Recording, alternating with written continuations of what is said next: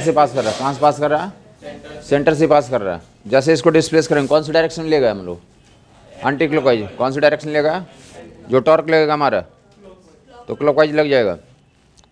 इधर force Q E, इधर force Q E, uniform field में रखा हमने, डेट भी क्यू ई। डायपोल मोमेंट का डायरेक्शन ये है, डायपोल मोमेंट का डायरेक्शन ये है, और इलेक्ट्रिक फील्ड का डायरेक्शन ऐसा है। दोनों के बीच का एंगल कितना मान लें आप?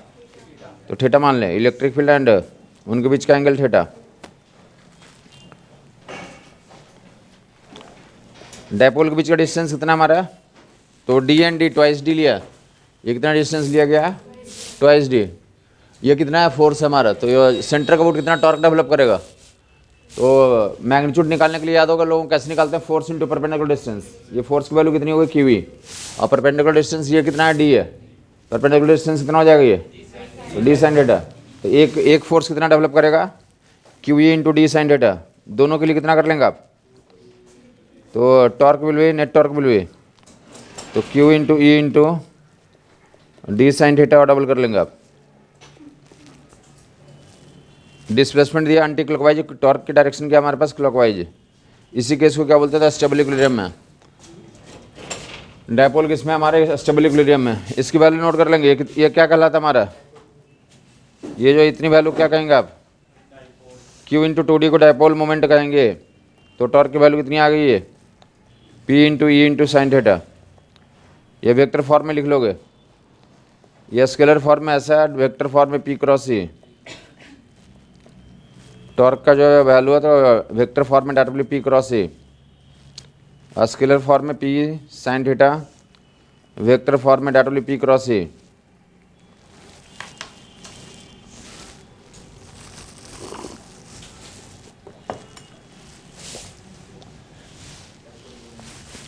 Dipole moment P, Q into two D को क्या बोलते हैं? डायपोल मोमेंट बोलते हैं। Tau equal to P cross E vector form में, स्केलर फॉर्म में कितना हमारा हो गया? तो डायरेक्टली पी साइन थीटा। तो टॉर्क का कभी जरूरत पड़ेगी थीटा एंगल पे तो कितना कहेंगे आप? यहाँ से आप देख सकते हैं क्या हो गया हमारा? थीटा इक्वल जीरो पे कितना टॉर्क है हमारा? जीरो। जो हॉरिजॉन्टल डायपोल रखा था, और थीटा एक्स इक्वल टू 180 कर दें, डायपोल को उल्टा कर दें, डायपोल को उल्टा कर दें तो भी कितना टॉर्क आ जाएगा? जीरो। तो जो इलेक्ट्रिक फील्ड पैरेलल में डायपोल रखो या एंटी पैरेलल में रखो, दोनों केस क्या कहलाएगा? इक्विलिब्रियम कहलाएगा। और जो पैरेलल रखेंगे तो क्या कहलाएगा? स्टेबल इक्विलिब्रियम कहलाएगा। एंटी पैरेलल रख देंगे तो क्या कहलाएगा हमारा? अनस्टेबल इक्विलिब्रियम कहलाएगा। Tau equal to P cross E P sine theta. बाकी आगे देख लेंगे, इसे देख लेंगे। Tau equal to P sine theta का स्मॉल एंगल के लिए, अगर थीटा हमारा स्मॉल है, थीटा क्या हमारा? तो डायरेक्टली पी थीटा लिख सकते हैं। साइन थीटा का स्मॉल एंगल के लिए थीटा लिख सकते हैं। स्मॉल डिस्प्लेसमेंट अगर दिया तो उस केस में कितना लिख लेंगे आप? अगर डायपोल को स्मॉल डिस्प्लेसमेंट दिया, एंटी क्लॉकवाइज में स्मॉल डिस्प्लेसमेंट दिया, और चूंकि टॉर्क एंड थीटा का डायरेक्शन सेम है या अपोजिट है? तो अपोजिट है तो क्या लगा देंगे आप यहाँ पे? तो माइनस साइन लगा देंगे। स्मॉल एंगल के लिए थीटा स्मॉल के लिए, थीटा स्मॉल के लिए तो sine theta will be equal to, तो साइन थीटा से रिप्लेस कर देते हैं, साइन थीटा को थीटा से रिप्लेस कर देते हैं स्मॉल एंगल के लिए। और टॉर्क एंड थीटा का डायरेक्शन क्या था हमारा? अपोजिट था। तो क्या लिख दिया गया मैंने?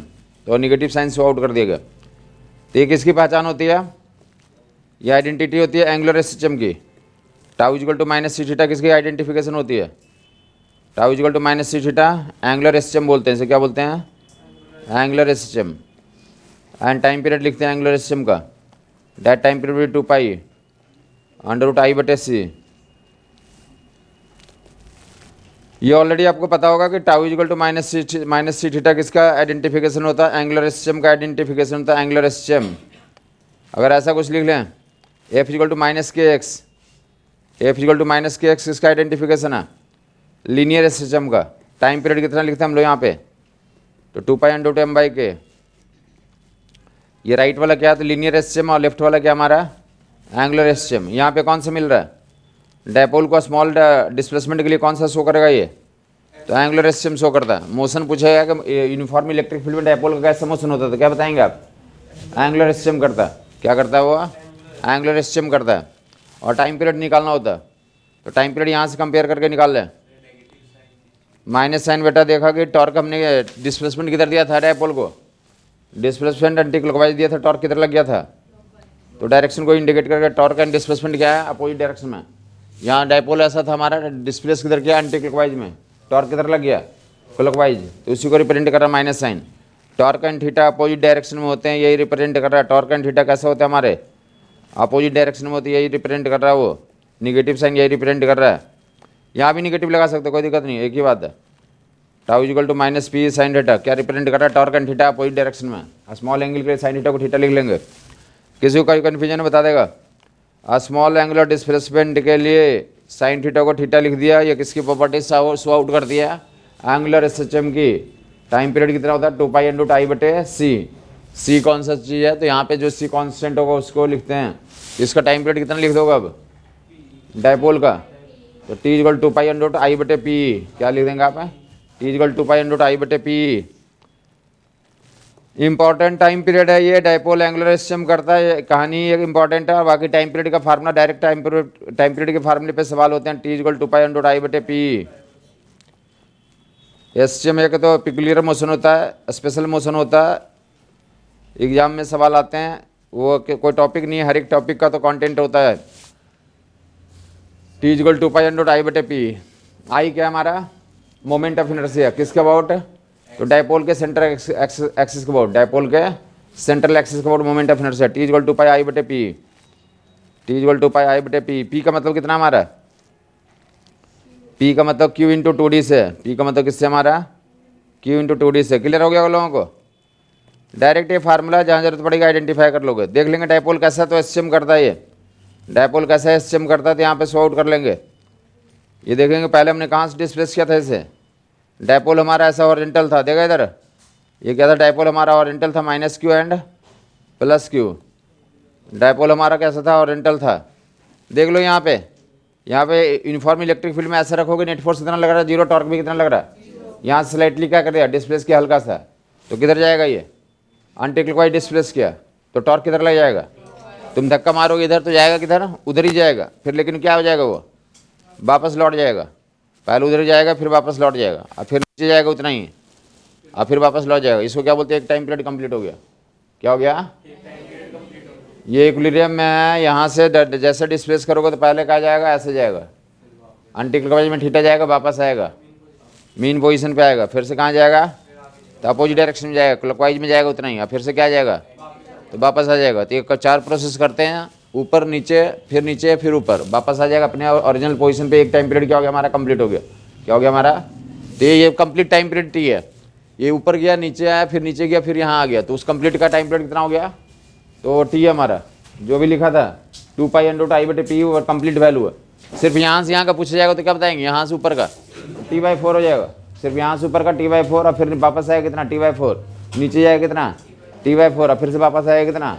तो जहाँ से जहाँ का पूछा जाएगा आइडेंटिफाई कर लोगे। अगर यहाँ से यहाँ का पूछा गया, ये T equal to 2 pi into I बटे पी कंप्लीट टाइम पीरियड है, जैसा पूछेंगे उसके अनुसार से आंसर देंगे। क्या बोल दिया गया, डायपोल को हमने कहाँ से कहाँ घुमा दिया। ये कंप्लीट पैकेज है, वो टाइम पीरियड उतना होता है, पैकेज आपको याद रखना है। बाकी जैसा पूछेगा उसके अनुसार से देंगे कि यहाँ से यहाँ झुलाया गया तो कितना टाइम पीरियड लिखोगे, ध्यान दे लोगे, या इतना ही झुलाया गया, जो कैपिटल टी था उसको कितने से 4 से डिवाइड कर देंगे, फिर यहाँ लाया गया T/4। अगर बोले यहाँ से यहाँ तक का बताओ, तो T/2 से रिप्लेस कर देंगे, टी की वैल्यू उतनी मानोगे, वो पैकेज है कि टी की वैल्यू उतनी होती है।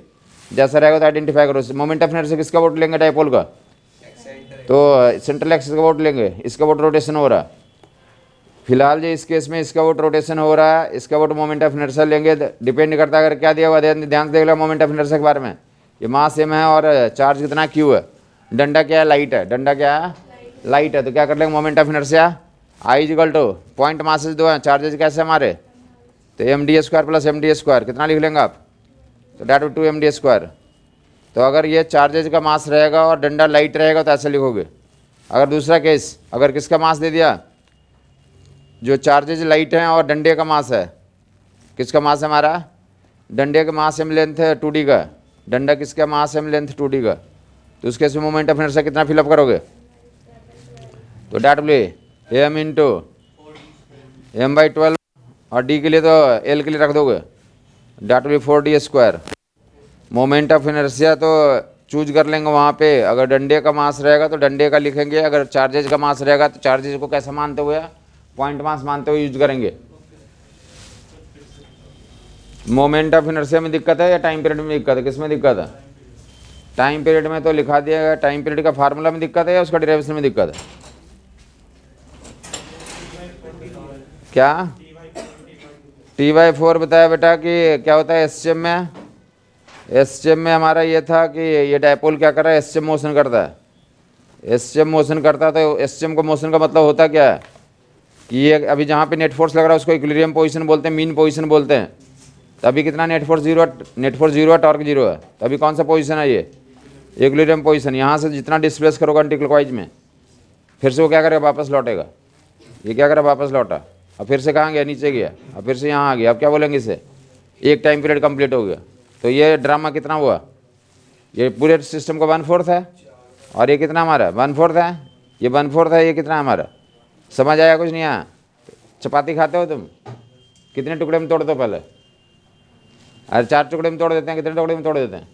तो एक टुकड़ा खाया तो कितना बोलेंगे, 1/4 खा लिया। 2 खाया तो कितना खा लोगे, आधा खा लिया। तो ऐसे बोल रहा है ये चपाती 1 2 3 4 कंप्लीट हो गया, कंप्लीट एसएम हो गया। सिर्फ इतना गया तो कितना खाएंगे, और यहाँ से आगे लौट गया, लौट गया तो T/4 हो गया। समझ नहीं आया कुछ? या बोले यहाँ से छोड़ दिया, यहाँ से स्टार्ट किया सिस्टम को, यहाँ से छोड़ दिया तो यहाँ तक चला गया, तो क्या कहोगे? तो T/4 तो T/2 हो गया। हाँ ही नहीं बोलते, वन एक्सट्रीम से अनदर एक्सट्रीम जाना, वन एक्सट्रीम से अनदर एक्सट्रीम जाना। क्लियर हो गया लोगों को? T/4 आगे और भी तो बहुत सारे T/8 T/12 T/6 ऐसे भी आएंगे, वो एसएम में देखेंगे। फिलहाल T/4 या T/2 तक यहाँ पे इनफ है। हाँ, एंगुलर एसएम कब करेगा? छोटे एंगल के लिए करता है, बड़े एंगल के लिए एसएम नहीं करेगा। एसएम का जो प्रॉपर्टी होती है किसके लिए होती है? स्मॉल डिस्प्लेसमेंट के लिए एसएम शो करता है।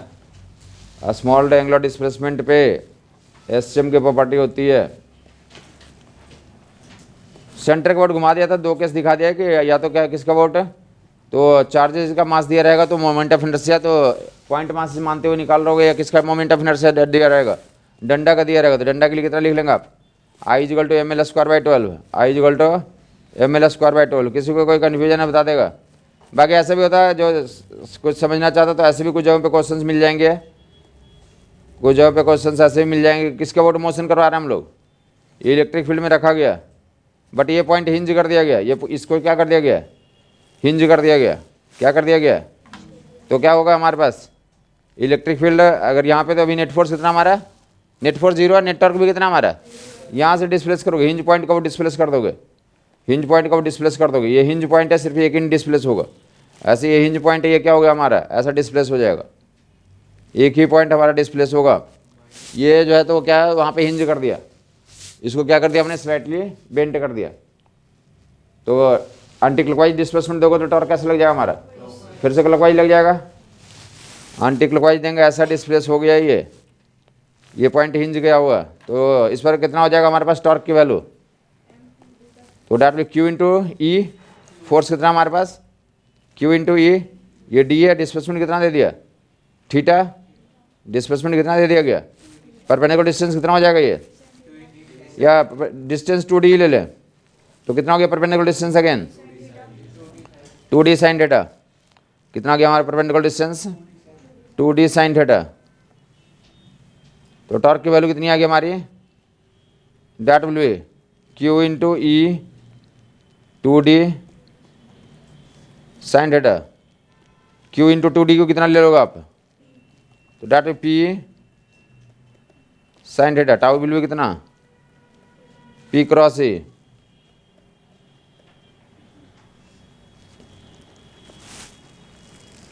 टाउ इक्वल टू P×E यहाँ भी आ रहा है स्मॉल एंगल के, तो क्या करेंगे आप, टाउ की इक्वल टू तो that will P theta small angle के लिए फिर से कहेंगे। फर्क कितना कहाँ पे आएगा हमारे पास, मोमेंट ऑफ इनर्शिया में फर्क आएगा। अब किसका वोट रोटेशन हो रहा है, एंड का वोट रोटेशन हो रहा है। टाइम पीरियड फिर उतना ही आ जाएगा, T=2π/I/P। Time period that will I/P। Moment of inertia फर्क आएगा, मोमेंट ऑफ इनर्शिया कितना लिखेंगे इस बार, ये ml²/3। क्लियर हो गया लोगों को? एंड का वोट मोशन हो रहा है, जिस पॉइंट का वोट हिंज कर देगा उसका वोट ही टॉर्क लेंगे, और उसका वोट ही क्या करवाएंगे, तो मोमेंट ऑफ इनर्शिया कंसिडर करेंगे। एंगुलर एसएम करता टाइम पीरियड पे चर्चा कर दिया गया। टाइम पीरियड पे यही सवाल बनते हैं डायरेक्ट, या तो फार्मूले पे सवाल बनते हैं कि कौन सा टाइम पीरियड के लिए ट्रू है, या फिर वैल्यूज जो है तो ये रख करके वैल्यूज निकालें 2π/i/p। फर्दर मूव करेंगे, डायपोल जो है तो एंगल थीटा पे क्या करता है, यूनिफॉर्म फील्ड में टॉर्क एक्सपीरियंस करता है। यूनिफॉर्म फील्ड में तो स्टेटमेंट नोट कर लेंगे। यूनिफॉर्म फील्ड में क्या होता है हमारे पास, यूनिफॉर्म फील्ड में एक्सटर्नल यूनिफॉर्म फील्ड में एक्सटर्नल यूनिफॉर्म फील्ड क्या नोट कर लेंगे, एक्सटर्नल यूनिफॉर्म फील्ड में डायपोल के बारे में। तो डायपोल क्या एक्सपीरियंस करता है, तो force will be 0, net force will be 0, torque will be non zero, tau equal to P sine theta. दो स्पेशल पोजीशन में टॉर्क भी 0 होता है, थीटा इक्वल टू 0 और एंड 180 के लिए टॉर्क भी क्या होता है हमारा 0 होता है। बाकी ये इसी को क्या बोलते हैं, इक्विलिब्रियम पोजीशन। ये क्या हमारे पास इक्विलिब्रियम पोजीशन है। और ये थीटा इक्वल टू 0 को क्या बोलते हैं, stable equilibrium. Theta equal to 0 is called stable equilibrium, और theta equal to 180 is called unstable equilibrium. Various times stable unstable के आसपास क्वेश्चंस बने हैं। 0 और 180 आइडेंटिफाई कर लोगे। तो टॉर्क का यूनिफॉर्म फील्ड में तो मोशन आपने डिसीजन कर लिया, कौन सा मोशन करता है, एंगुलर एसएम करता है, स्टेबल इक्विलिब्रियम अनस्टेबल इक्विलिब्रियम का कहानी आ गई। तो पोटेंशियल एनर्जी लिख लें, स्टेबल अनस्टेबल वाली तो आगे भी क्लियर हो जाएगा। दो तरीके से आपको तो स्टेबल का टेस्ट किया था, क्या किया था कि एफ एंड एक्स में या टाउ एंड थीटा में रिलेशन क्या हमारा, तो ऐसा हो तो क्या बोलेंगे इसे astable. Force displacement directly proportional और क्या हो अपोजिट डायरेक्शन में हो तो क्या हो जाएंगे हमारे स्टेबल इक्विलिब्रियम। और torque and displacement opposite direction में हो तो क्या बोलेंगे स्टेबल। और ये सेम डायरेक्शन में हो गए हमारे तो क्या हो जाएगा हमारा, जिधर डिस्प्लेस किया उधर ही फोर्स लग गया, जिधर डिस्प्लेस किया उधर ही क्या लग गया हमारा फोर्स लग गया या टॉर्क लग गया, तो क्या बोलेंगे unstable equilibrium.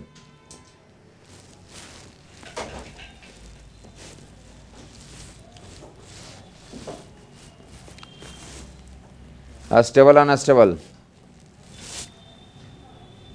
F is proportional to -x, F is proportional to x। आगे इसको पोटेंशियल एनर्जी से भी चेक कर लेते हैं। स्टेबल इक्विलिब्रियम के लिए पोटेंशियल एनर्जी क्या होता है हमारे मिनिमम, और इसके लिए क्या होता है हमारा मैक्सिमम। तो यहाँ से भी टेस्टिंग कर लेंगे तो देख लेंगे हमारा क्या होता था। आपको याद होगा कि जब ट्विस्टिंग फोर्स है तो वर्क डन कितना लिखते हैं हम लोग, वर्क डन इक्वल टू कितना, तो integral of tau D theta. Dipole को तो थीटा एंगल घुमाने में वर्क डन कितना करना पड़ेगा, तो कैसे निकाल लेंगे आप, W equal tau D theta. Tau की वैल्यू वहाँ पे प्लेस कर दें, टाउ कितना निकाल लिया आपने P sine theta D theta, integrate कर दें।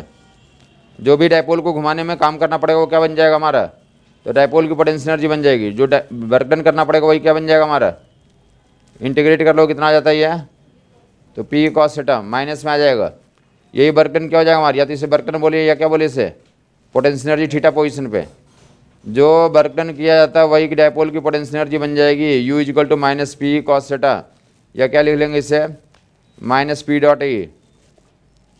ऊपर वाला क्या तो थीटा के फॉर्मेट में है और नीचे वाला क्या हमारा तो इन वेक्टर फॉर्मेट में है। पोटेंशियल एनर्जी का एक्सप्रेशन नीचे वाला वेक्टर फॉर्मेट पे है और ऊपर वाला क्या हमारा तो इन टर्म्स ऑफ तो P E and theta. Theta किसके बीच का एंगल है, तो dipole moment and electric field के बीच का एंगल है। Dipole moment and electric field के बीच का एंगल थीटा हमारा। यहाँ से वेरीफाई कर सकते हो, ये वाला एक्सप्रेशन ऊपर वाला एक्सप्रेशन देख लेंगे, माइनस पी कॉस थीटा के लिए potential energy of dipole theta angle पे माइनस पी कॉस थीटा। ये वेरीफाई कर लो, थीटा एंगल पे ऐसा है 0 डिग्री और 180 के लिए चेकआउट कर लेगा। 0 डिग्री के लिए और थीटा एंगल पे ये वैल्यू हो गई 0 डिग्री के लिए 180 के लिए 90 के लिए। तो 0 डिग्री पे कितना आ जा रहा है हमारा 0 डिग्री पे माइनस पी, तो इसको क्या बोलते हैं मिनिमम है, ये स्टेबल इक्विलिब्रियम है। और इस पर क्या हो गया प्लस पी, ये मैक्सिमम है और क्या है अनस्टेबल इक्विलिब्रियम है। और 90 पे 0 हो गया उसको क्या बोलेंगे हम लोग, तो जहाँ पे 0 होता है पोटेंशियल एनर्जी उसको रेफरेंस मानते हैं। तो रेफरेंस कितना हो गया, तो 90 पे रेफरेंस मानेंगे आप। 90 के लिए क्या मानेंगे आप रेफरेंस मानेंगे।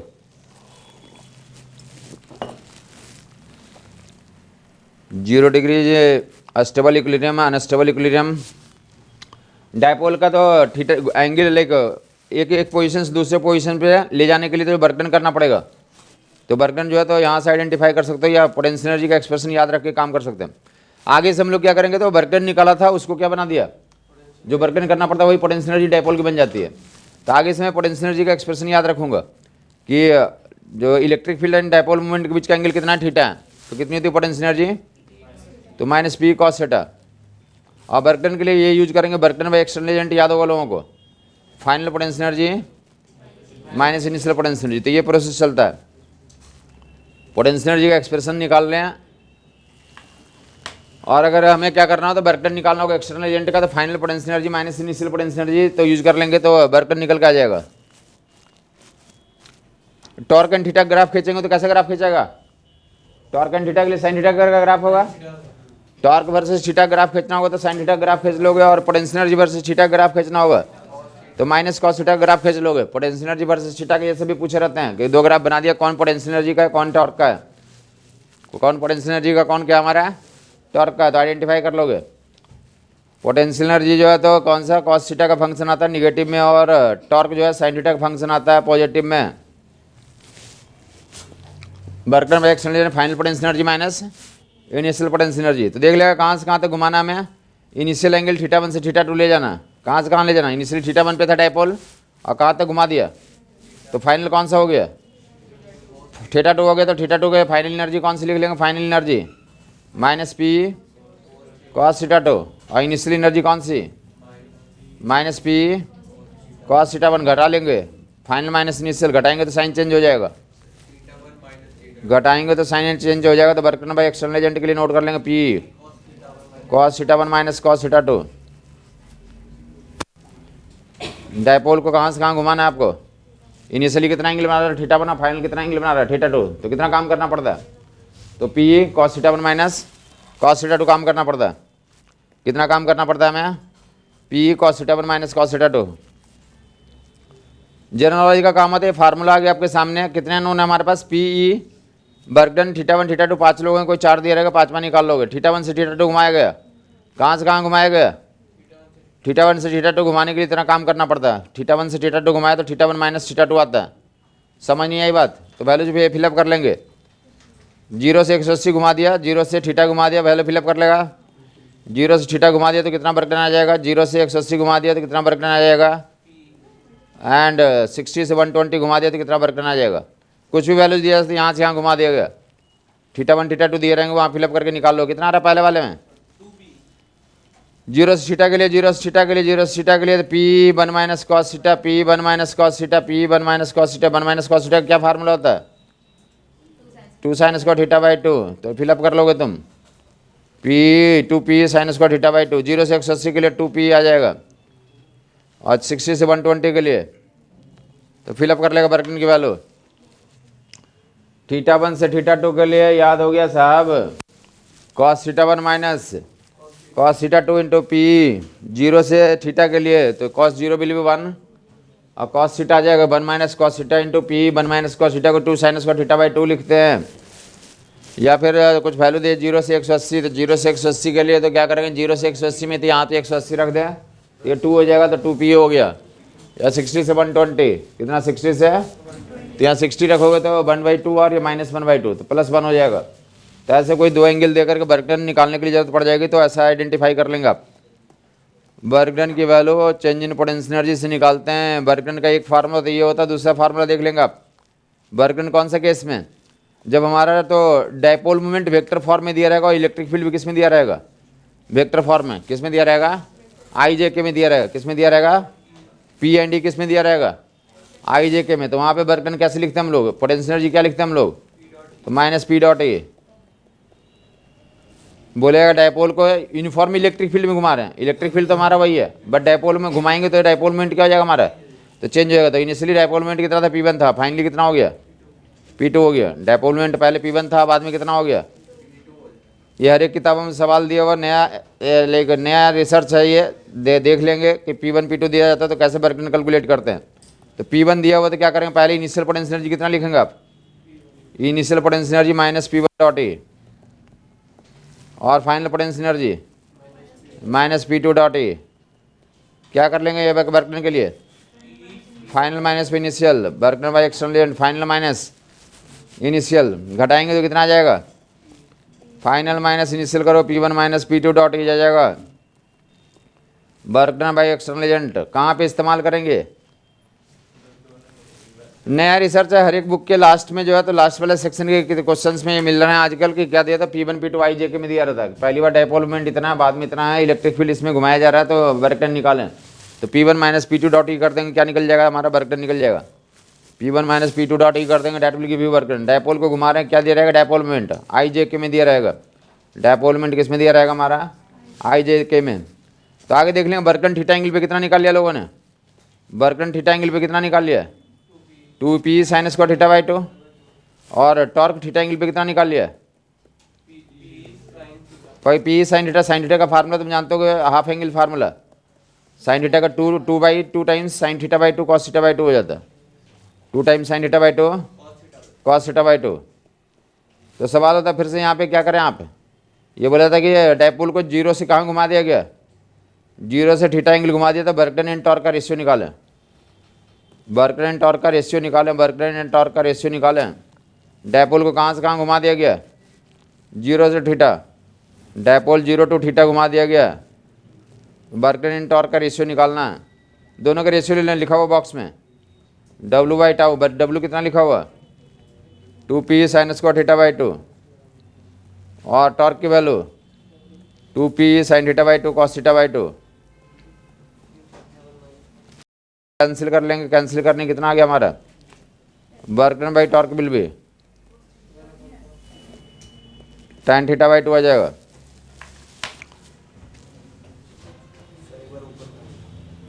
जीरो से थीटा घुमाने के लिए वर्क डन की value 1 minus cos theta P या 1 माइनस कॉस थीटा को 2 साइन स्क्वायर थीटा बाई 2 रख दोगे, तो 2P sine square theta by 2, जबकि टॉर्क के जीरो से थीटा पे कितना हो जाता हमारा, तो P साइन थीटा का half angle formula 2 sine theta by 2 cos theta by 2। Work done and torque का रेशियो ले लो, कितना आ गया हमारा, tan थीटा बाई 2। ये जितने एक्सप्रेशन करवा रहा हूँ सारे मैग्नेटिक डायपोल में भी आएंगे, और वहाँ या यहाँ कहीं ना कहीं क्वेश्चन होते ही होते हैं, वहाँ या यहाँ कहीं ना कहीं क्वेश्चन होते ही होते हैं। सेम क्वेश्चन वहाँ भी रहेंगे, सिर्फ अंतर क्या पड़ जाएगा वहाँ पे, तो यहाँ पे डायपोल मोमेंट है, वहाँ पे मैग्नेटिक मोमेंट हो जाएगा, यहाँ पे इलेक्ट्रिक फील्ड है, वहाँ पे क्या रहेगा, मैग्नेटिक फील्ड रहेगा, इतना ही फर्क होगा। तो W बटे टाउ का रेशियो तो tan थीटा बाई 2, या टॉर्क बटे W का रेशियो कितना आ जाएगा हमारा, cot थीटा बाई 2। हाँ जी, साइन थीटा का फार्मूला होता है, साइन थीटा का फार्मूला था हाफ एंगल फार्मूला बोलते हैं, 2 sine theta by 2 cos theta by 2। Sign theta का फार्मूला था 2 sine theta by 2 cos theta by 2। Zero से थीटा एंगल घुमाने पे वर्क डन एंड टॉर्क का रेशियो तो जल्दी जल्दी कैलकुलेट कर लेगा, अगर इतना दिया हुआ तो निकाल लेंगे। दिया हुआ टॉर्क जीरो से कितना घुमा रहे हैं, जीरो से कितना घुमाया जा रहा है, थीटा जीरो से 0 to थीटा इक्वल टू कितना घुमाया जा रहा है, 60 डिग्री घुमाया जा रहा है। और इसमें कितना दिया हुआ है, टॉर्क की वैल्यू दिया हुआ है, 60 डिग्री घुमाने में टॉर्क की वैल्यू दिया हुआ है √3। तो वर्क डन निकालना है। वो फार्मूला का इस्तेमाल करने के लिए सवाल आए हैं, 2-3 बार आए हैं सवाल, वर्क डन बाई टॉर्क का रेशियो कितना बता दिया गया, तो रख देंगे formula. Work done by torque में 2 वैल्यू दिया हो, बाकी एक निकाल लेंगे, work done by torque, work done by torque, work done by torque, that will be tan theta by 2, tan theta by 2 is nothing but tan 30। तो W by √3 is equal to कितना, 1 by √3, तो वो कितना आ जाएगा W की value, .W 1 joule, W की value कितनी आ जाएगी हमारी, 1 जूल आ जाएगी।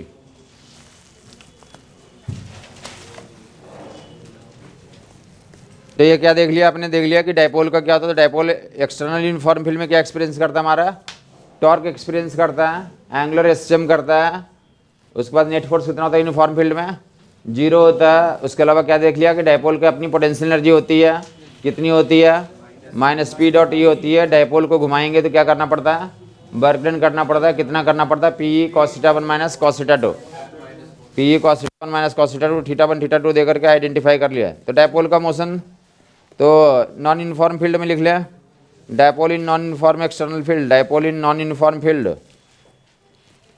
नॉन यूनिफॉर्म फील्ड कैसे बनाते थे और नॉन यूनिफॉर्म कैसे बनाते हैं, लाइन चार्ज रहेगा तो कैसे फील्ड बनेगा? Line charge line charge line charge line charge में बताया था लैम्डा बटे 2 पाई एप्सिलॉन 0 आर, लैम्डा बटे 2 पाई एप्सिलॉन 0 आर डिस्टेंस के साथ घटेगा या बढ़ेगा? फील्ड का एंड फोर्स डिस्टेंस के साथ क्या करता है? डिस्टेंस बढ़ाने से डिक्रीज करेगा। तो ये बोल रहा है कि जैसे जैसे दूर जाते जाएंगे फील्ड की वैल्यू क्या करती जाएगी? कम होती जाएगी। तो ये जो लाइन चार्ज है, लॉन्ग सिलेंडर ले लें, लॉन्ग लाइन चार्ज ले लें, ये लोग क्या बनाते हैं? नॉन यूनिफॉर्म फील्ड बनाते हैं। जो पहले लिया था यूनिफॉर्म फील्ड किससे बनता है वो? तो लॉन्ग शीट से डेवलप करते हैं उससे। ये बोले कि लाइन चार्ज है, इसके प्रेजेंस में किसको रख दिया हमने? एक डायपोल को रख दिया। इसके प्रेजेंस में किसको रख दिया गया? हॉरिजॉन्टल डायपोल या वर्टिकल डायपोल जैसे भी ले लें आप, माइनस क्यू प्लस क्यू। इधर एक हॉरिजॉन्टल डायपोल ले लिया, इधर वर्टिकल डायपोल ले लिया, माइनस क्यू प्लस क्यू। फिलहाल इसकी चर्चा कर लें। क्या देखना है? फोर्स एंड टॉर्क देखना है। तो बोलेंगे ये जो फील्ड बनाएगा यहाँ पे E1 बनाएगा, और यहाँ पे कितना बना दिया? कौन बड़ा होगा? अगर इधर राइट वाले के लिए यहाँ डिस्कशन करते E1 एंड E2 में कौन बड़ा होगा? हमारा डिस्टेंस कम है तो ये बड़ा होगा, डिस्टेंस बड़ा है तो ये कम होगा। ये डिस्टेंस बड़ा है तो ये फोर्स, डिस्टेंस कम है तो ये फील्ड ज़्यादा होगा, डिस्टेंस कम है तो फील्ड ये ज़्यादा होगा। फील्ड का डायरेक्शन है किधर? आई कैप में। ये आई कैप में है तो फोर्स किधर लग जाएगा? अपोजिट डायरेक्शन में इस पे लग जाएगा। तो इस पे अट्रैक्शन फोर्स लग रहा होगा और ज़्यादा लग रहा होगा, और इस पे क्या लग रहा होगा? रिपल्सन लग रहा होगा, कम लग रहा होगा। तो नेट फोर्स किधर हो जाएगा? तो नेट फोर्स होगा या नहीं होगा? तो यही हमें टेस्ट करना था कि नेट फोर्स होगा नहीं होगा। तो आपने क्या कर दिया कि अगर हॉरिजॉन्टल डायपोल रख दिया तो क्या लगेगा यहाँ पे? तो एफ नेट विल भी जीरो या नॉन जीरो? नॉन जीरो हो जाएगा। और टॉर्क के बारे में कौन बताएगा?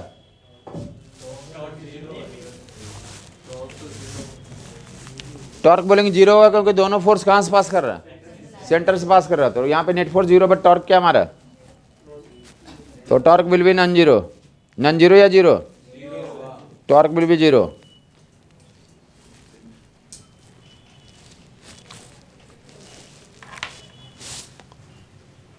डायपोल को हॉरिजॉन्टल रख दिया, लाइन चार्ज वर्टिकल है, डायपोल हॉरिजॉन्टल है, तो क्या रहेगा? तो net force non zero, torque will be zero. जबकि उसके बारे में कमेंट्री करोगे उस पर क्या हो जाएगा हमारा? तो बेसिकली ऐसा समझे कि यहाँ पे डायपोल रखा हुआ तो क्या हुआ? यूनिफॉर्म फील्ड में ही पकड़ा गया। जितना फील्ड यहाँ पे होगा उतना यहाँ पे भी होगा। फील्ड का डायरेक्शन माइनस आई कैप में, फील्ड का डायरेक्शन तो माइनस आई कैप में, तो फोर्स इस पे कहाँ लग जाएगा? आई कैप में, और इस पे माइनस आई कैप में। तो नेट फोर्स कितना हो गया हमारा? और फिर क्या लगेगा? टॉर्क लगेगा। तो ये तो यूनिफॉर्म फील्ड वाला ही केस पकड़ा गया। ये कौन सा वाला केस पकड़ा जा रहा है? यूनिफॉर्म फील्ड में ऐसा ही करा था, यूनिफॉर्म फील्ड वाला केस पकड़ा गया। यहाँ पे यूनिफॉर्म फील्ड दोनों ई और ई बराबर ही बनेंगे यहाँ पे। तो क्या बोलेंगे यहाँ पे? नेट फोर्स क्या हमारा? डेट पे जीरो, और टॉर्क नॉन जीरो। डायपोल का नॉन यूनिफॉर्म में डिस्कशन कर रहे हैं, नॉन यूनिफॉर्म फील्ड में। और डिपेंड करेगा कैसा सिचुएशन दिया हुआ, या क्या करते हैं डायपोल को ऐसा रख लें। ये कोई भी पॉसिबिलिटी हो सकती है। डायपोल नॉन यूनिफॉर्म फील्ड में रहेगा तो कोई भी पॉसिबिलिटी हो सकती है, देख लेगा यहाँ पे। और डिपेंड करेगा ओरिएंटेशन पे। अगर डायपोल को मैंने ऐसा रख दिया, ऐसा रख दिया, तो क्या होगा हमारे पास?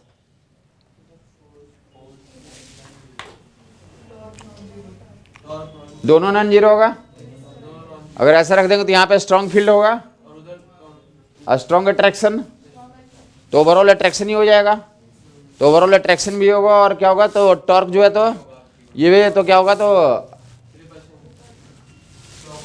क्लॉकवाइज टॉर्क यहाँ पे मिल जाएगा। तो टॉर्क भी जीरो नहीं होगा और फोर्स भी नॉन जीरो होगा, दोनों ही नॉन जीरो आ जाएंगे इस केस में।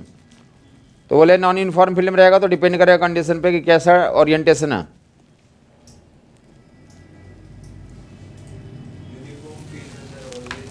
यूनिफॉर्म फील्ड में तो डायलॉग ही आता है कि यूनिफॉर्म फील्ड में फोर्स क्या होता है।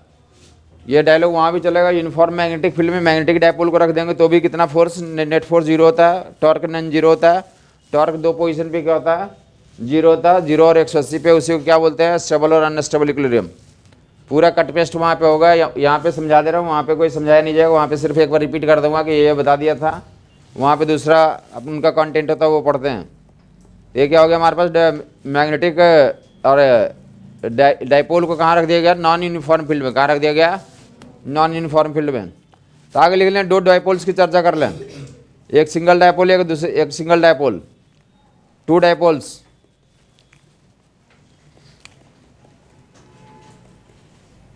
टू डायपोल, एक ऐसा डायपोल, एक ऐसा डायपोल ले लें।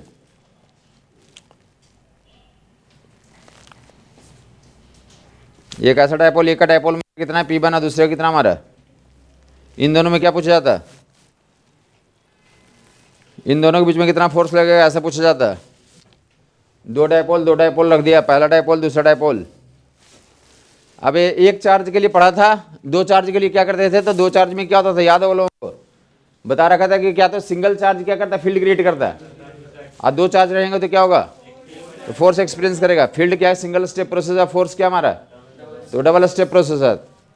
तो सेम केस यहाँ पे दो डायपोल है, क्या हमारे पास दो डायपोल है। तो पहला क्या करेगा, पहला डायपोल तो फील्ड बनाएगा, और उस फील्ड में कौन पकड़ा जाएगा, ये डायपोल है हमारा, आइडियल डायपोल है, इसने क्या कर दिया, यहाँ पे फील्ड बना दिया।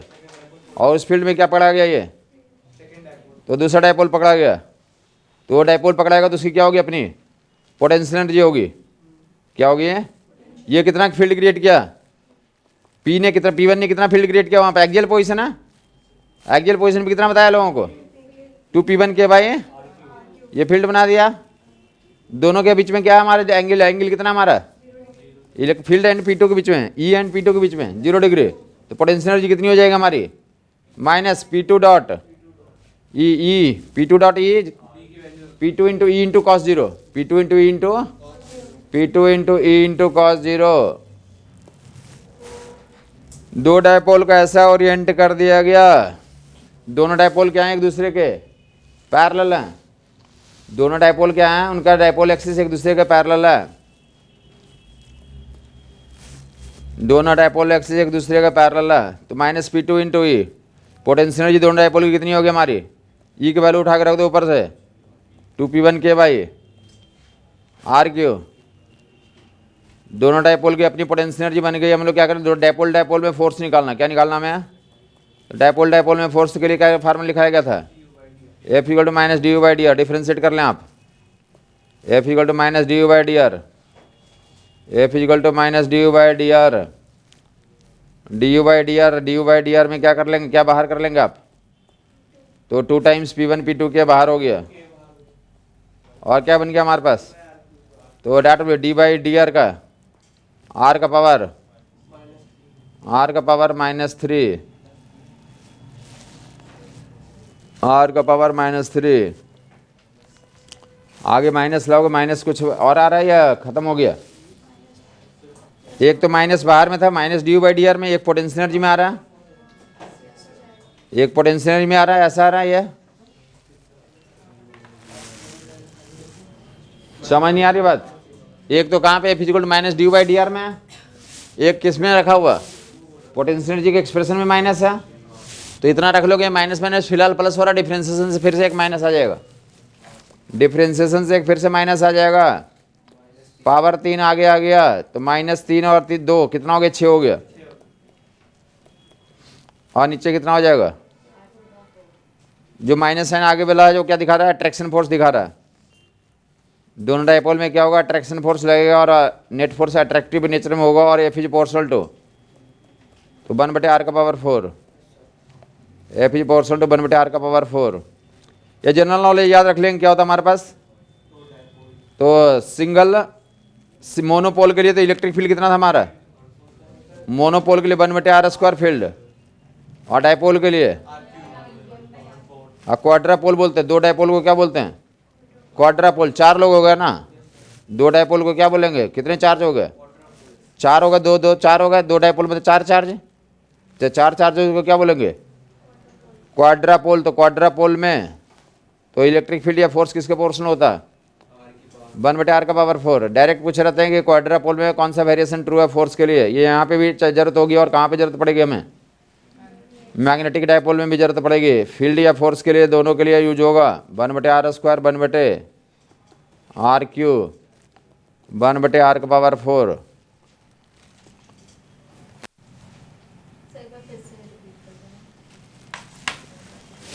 ये वाला या ये वाला, ये वाला, ये बोला लाइक सिंगल पॉइंट चार्ज के लिए कितना था ये ई इक्वल टू लिखा था KQ/r²। सिंगल पॉइंट चार्ज के लिए मोनोपोल के लिए बोलते हैं, उसे क्या बोलते हैं, मोनोपोल के लिए। तो KQ/r² को तो Q वगैरह कांस्टेंट है, तो प्रोपोर्शनलिटी में डिस्टेंस के साथ वेरिएशन क्या बताएंगे, E is proportional to 1/r² लिखेंगे। मोनोपोल के लिए तो फील्ड कैसे वेरी करता है, तो E is proportional to r⁻²। जबकि अभी थोड़ी देर पहले डायपोल के लिए निकाला था कल, रिजल्टेंट फील्ड कितना था, PK/r³ 1 + 3 cos²θ, PK/r³ 1 प्लस, तो थीटा वीटा तो कांस्टेंट हमारा, डिस्टेंस से वेरिएशन क्या रहा था, तो 1/r³ आ रहा था। तो डायपोल के लिए तो field is proportional to 1/r³। और अभी भी दिखा दिया किसके लिए है, दो डायपोल के लिए। दो डायपोल में कितने चार्ज हो गए, 4 हो गए। 4 को क्या बोलते हैं, क्वाड्रापोल। 3 को ट्रायंगल बोलते हैं, 4 को क्या बोलते हैं, क्वाड्रापोल। तो क्वाड्रापोल के लिए फील्ड कैसा आ गया हमारा, तो 1/r⁴, या फील्ड जो प्रोपोर्शनलिटी दिखाएगा, फोर्स भी वही प्रोपोर्शनलिटी दिखाएगा। अगर दोनों डायपोल के बीच में डिस्टेंस पहले बोलेंगे r है, फिर बाद में क्या कर दिया गया, r/2 कर दिया गया। पहले डिस्टेंस r है, तो r पे कितना हो गया फोर्स, F हो गया।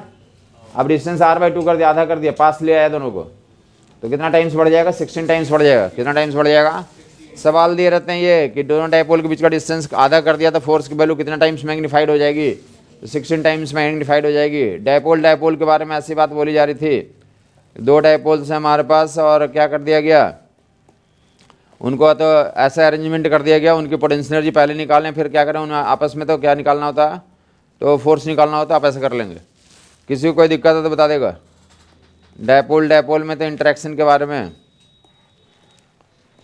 आगे मूव करें, क्या करें, आप ऐसा एक ले लें, कोई हमने क्या ले लिया, क्यूब ले लिया, ये क्यूबिकल ऑब्जेक्ट ले लिया, और उसके सामने में एक पॉइंट चार्ज रख दिया बाहर में।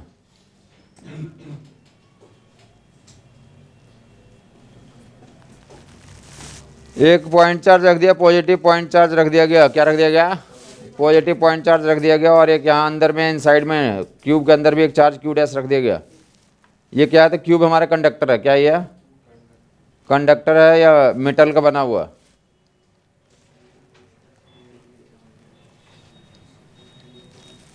एक पॉजिटिव पॉइंट चार्ज को बाहर में रख दिया गया है, और दूसरा कहाँ रख दिया गया, तो एक Q' चार्ज एक मेटालिक कंडक्टर है जो क्यूबिकल फॉर्म का है, उसके अंदर रख दिया गया। क्या पूछा जा रहा है, Q' पे ये मेटालिक कंडक्टर है, क्या हमारे पास मेटालिक मेटल का बना हुआ है, या सिर्फ बोले कंडक्टर है, ऐसा कुछ बोल दिया गया। क्या बोल रहा है कि इस Q' पे क्या निकालें आप, फोर्स निकालें। क्या निकालें आप, तो बोलेंगे मेटल के अंदर रखा हुआ, कंडक्टर के अंदर रखा हुआ, तो फोर्स बोलेंगे तो नेट फोर्स कितना बताएंगे, डेफिनेटली 0 होगा। Q' पे नेट फोर्स की वैल्यू कितना बताएंगे आप, F net on Q' will be 0। Conductor के अंदर कोई भी होगा, या ऐसा देख लेंगे, आपको बताया गया था कि क्या होता, तो स्फेरिकल कंडक्टर, किसी भी टाइप का कंडक्टर हो, उसके अंदर फील्ड एंड फोर्स क्या होता है, 0 होता है। ये क्यू उसके अंदर कोई इफेक्ट नहीं ला पाएगा। स्फेरिकल कंडक्टर के अंदर पोटेंशियल कांस्टेंट और फील्ड की वैल्यू क्या होती है, फील्ड की वैल्यू 0 होती है। उसको क्या बोलते हैं, इलेक्ट्रोस्टैटिक शील्डिंग बोलते हैं। क्या बोलते हैं इसे, इलेक्ट्रोस्टैटिक शील्डिंग। आपने सुना होगा कि आप BMW में जा रहे हो, अगर बारिश हो रही है, बिजली बादल फट रहे हैं, तो तुम्हें कहाँ रहना चाहिए, अंदर या बाहर, अंदर ही रहना चाहिए, क्योंकि बोलेंगे BMW किसका बना होता है, मेटल का बना होता है। जब लाइटनिंग होती है, थंडरिंग होती है, तो उस केस में बिजली जब गिरती है तो क्या होता है हमारा, तो ह्यूज अमाउंट ऑफ चार्ज। ये पॉइंट चार्ज तो उसके सामने कुछ है ही नहीं, पॉइंट चार्ज तो उसके सामने कुछ है। ह्यूज अमाउंट ऑफ चार्ज क्या करता है, तो अर्थ को ट्रांसफर होता है। ह्यूज अमाउंट ऑफ चार्ज क्या होता है, और उसके बीच में अगर तुम्हारा बॉडी आ जाएगा तो तुम्हारा कुछ पता ही नहीं चलेगा। लेकिन अगर BMW आएगा, तो BMW मेटल का बना हुआ, तो बाहर में कितना भी चार्ज हो, बट अंदर में तुम क्या रहोगे, सेफ रहोगे, क्योंकि वहाँ पे इलेक्ट्रोस्टैटिक फील्ड, नेट फील्ड 0 ही होगा हमेशा।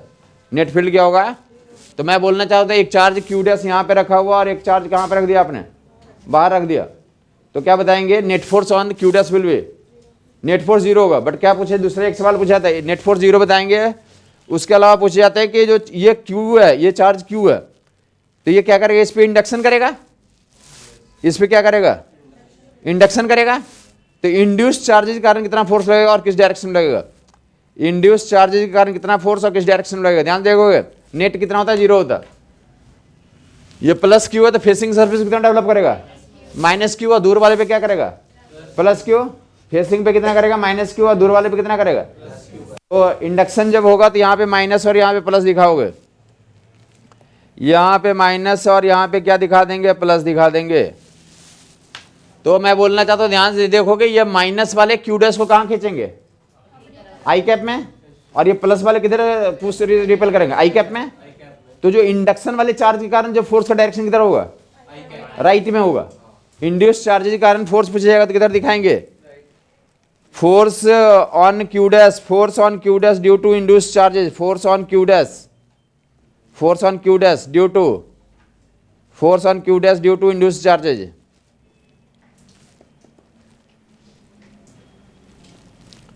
Force on Q dash due to induce charges, तो डेट विल बी, तो राइट में आएगा, towards right, direction will be towards right. Clear हो गया होगा लोगों को।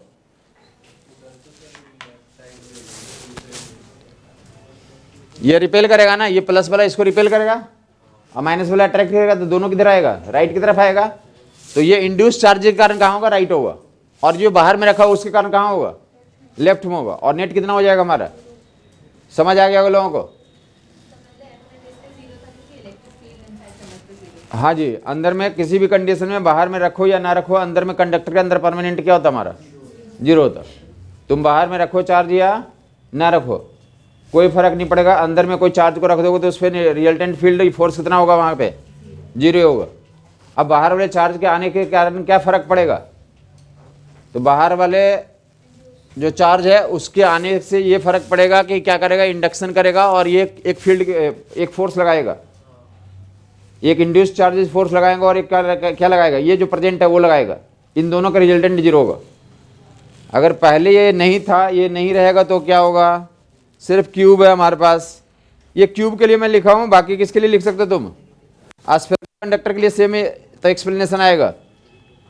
ये क्यूब की जगह पे अगर मैं बोलूँ कि ये सिर्फ क्या है तो कंडक्टर है, क्या हमारे ये कंडक्टर, इसके अंदर एक चार्ज रख दें क्यू डैश, इस पर फोर्स बताओ तो बोलेंगे जीरो, क्योंकि कंडक्टर के अंदर तो फील्ड चार्ज होता ही नहीं है, फील्ड कितना होता है, जीरो।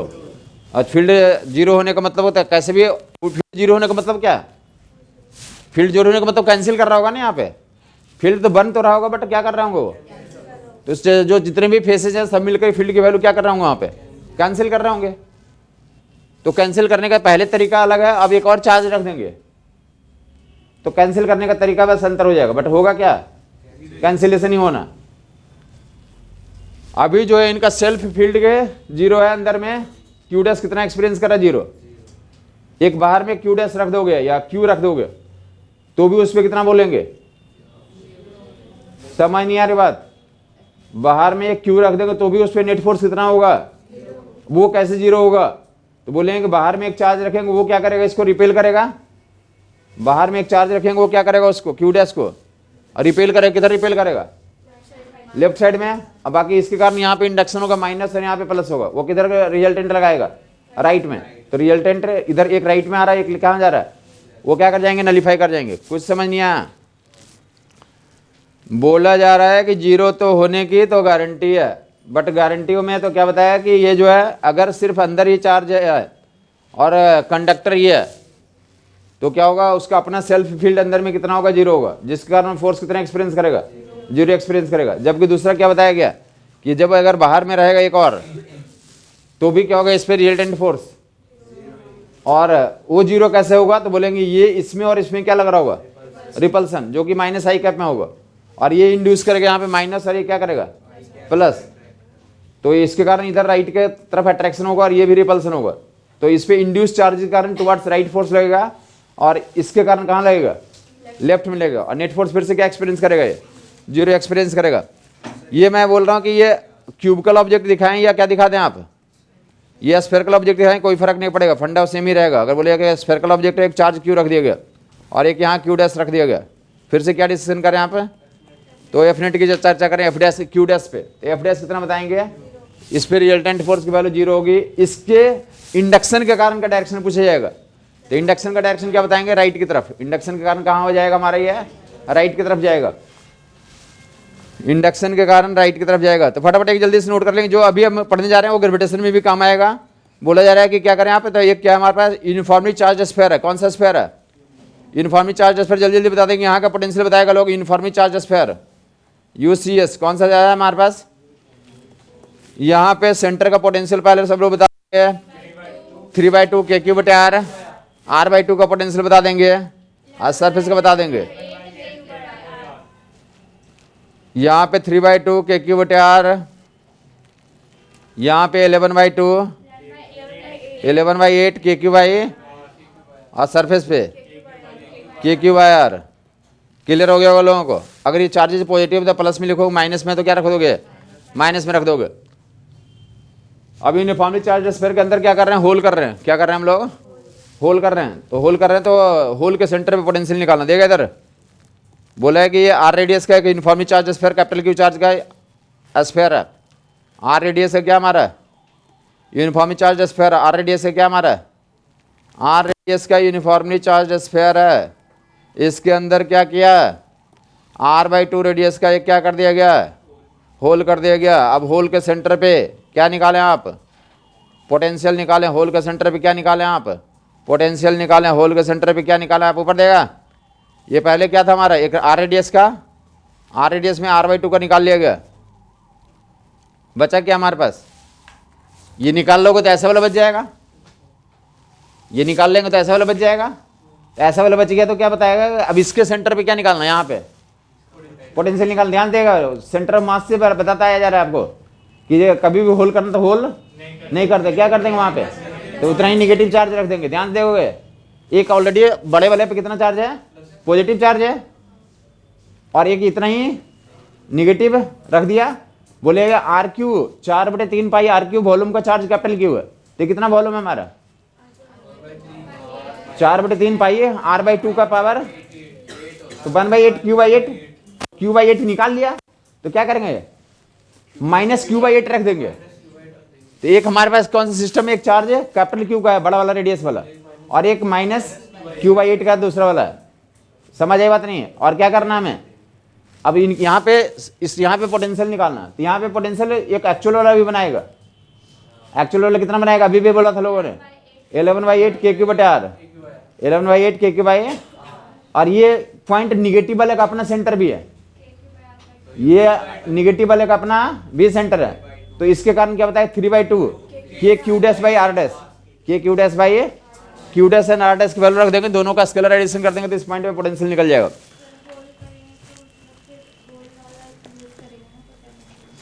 हाँ, होल वाला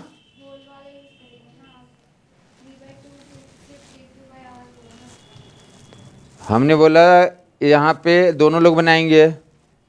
एक्चुअल वाले कितना बनाएगा? KQ/R 11/8, और ये अपना जो निगेटिव वाला, निगेटिव डिस्क है, निगेटिव स्फीयर है, निगेटिव में रखा तो उसको लिए क्या लिखे? 3/2 KQ'/R'। इन दोनों का ऐड कर देंगे। Q' की वैल्यू कितना रख देंगे? Minus Q/8। R' की वैल्यू कितना रख देंगे? R/2। दोनों का ऐड करके देख लेंगे। Q' के लिए ये होल वाला कॉन्सेप्ट सेंटर ऑफ मास में मोमेंट ऑफ इनर्शिया में कर रखा है। यहाँ भी करेंगे, ग्रेविटेशन में भी करेंगे, कुछ वहाँ पे मैग्नेटिक फील्ड में भी कुछ केसेज आते हैं। सब जगह पे सेम फंडा लगाते हैं, प्लस में माइनस में।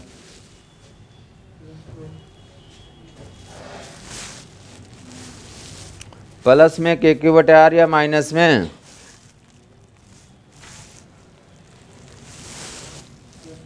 ओके। Anybody else? 11/8 KQ/R यहाँ पर आ रहा है, वैल्यू रख देंगे आप। किसी को दिक्कत हुआ फंडे में बता देगा। ये Q' की वैल्यू Q/8 कहाँ से आ गई? वॉल्यूम पे प्रोपोर्शनल होता है। वॉल्यूम जब प्रोपोर्शनल टू RQ, तो 4/3 पाई RQ पे चार्ज कैपिटल Q था, तो 4/3 पाई R/2 का पावर Q, मतलब 1/8 वॉल्यूम निकाल लिया आपने। 1/8 वॉल्यूम निकाल लिया, तो 1/8 वॉल्यूम निकाल Q/8 निकाल लिया। तो चार्ज Q/8 नहीं निकालेंगे, चार्ज माइनस Q/8 सुपरिम्पोज कर देंगे, अपने आप होल बन जाएगा। अब होल के सेंटर पे पोटेंशियल निकालना है या कहीं और निकालना तो इस मेथड से निकाल सकते हो। दोनों कारण वहाँ पे लिख करके तो स्केलर एडिशन कर दोगे। दोनों कारण उस पॉइंट पे लिख करके स्केलर एडिशन कर दोगे। कितना आ गया हमारे पास? 11/8 KQ/R एंड 3/2 KQ' के लिए, तो डायरेक्टली Q/8 R' के लिए कैंसिल कर लेंगे, घटा लेंगे 11/8 में से 3/8, तो डैट भी KQ/R आ जाएगा। होल के सेंटर पे पोटेंशियल की वैल्यू KQ/R आ जाएगी।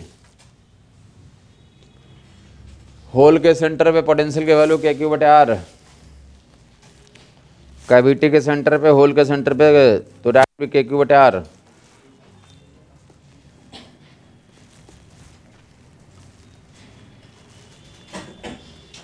ये दूसरा क्या था फिर से, तो यूनिफॉर्मली चार्ज स्फीयर है। यूनिफॉर्मली चार्ज स्फीयर के अंदर तो फील्ड कितना बताया था in terms of volume charge density, ρx/3ε0, अंदर में कितना दिखाया था हमने, ρx/3ε0। फिर से बोल रहा, ध्यान दोगे यहाँ पे क्या कर दिया गया, तो ये यूनिफॉर्मली चार्ज स्फीयर है। यूनिफॉर्मली चार्ज स्फीयर के अंदर, यूनिफॉर्मली चार्ज स्फीयर के अंदर तो एक होल कट कर दिया गया, एक कैविटी बना दिया गया। ये यूनिफॉर्मली चार्ज स्फीयर के अंदर क्या बना दिया गया, कैविटी बना दिया गया। कैविटी के अंदर किसी पॉइंट पे फील्ड का डिस्कशन करना, कैविटी के अंदर किसी पॉइंट पे, तो हमें डिस्कशन करना कि इस पॉइंट पे कैविटी कट कर दिया गया। कैविटी के अंदर किसी पॉइंट पे तो इलेक्ट्रिक फील्ड की चर्चा करनी है। तो फिर से क्या करेंगे, कैविटी बना दिया गया, तो एक बड़ा वाला चार्ज क्या हमारे पास पॉजिटिव चार्ज है, और एक हमारे पास कौन सा चार्ज है, ये होल करना हमें, तो क्या कौन सा चार्ज रख देंगे, निगेटिव चार्ज रख देंगे। एक पॉजिटिव चार्ज और एक निगेटिव चार्ज। किसी को दिक्कत बता देगा। कैविटी के अंदर प्रूव कर रहा हूँ कि इलेक्ट्रिक फील्ड क्या होता है हमारा, इलेक्ट्रिक फील्ड यूनिफॉर्म होगा, नॉन जीरो होगा। इलेक्ट्रिक फील्ड क्या होगा हमारा, यूनिफॉर्म एंड नॉन जीरो। से ऊपर देखेंगे, एक यूनिफॉर्मली चार्ज स्फीयर है, उसके अंदर क्या किया गया, तो कैविटी बना दिया गया। कैविटी का साइज कुछ भी r/2 रेडियस है, और कितने रेडियस का भी ले लिया गया, ऐसा कुछ दिखा दिएगा।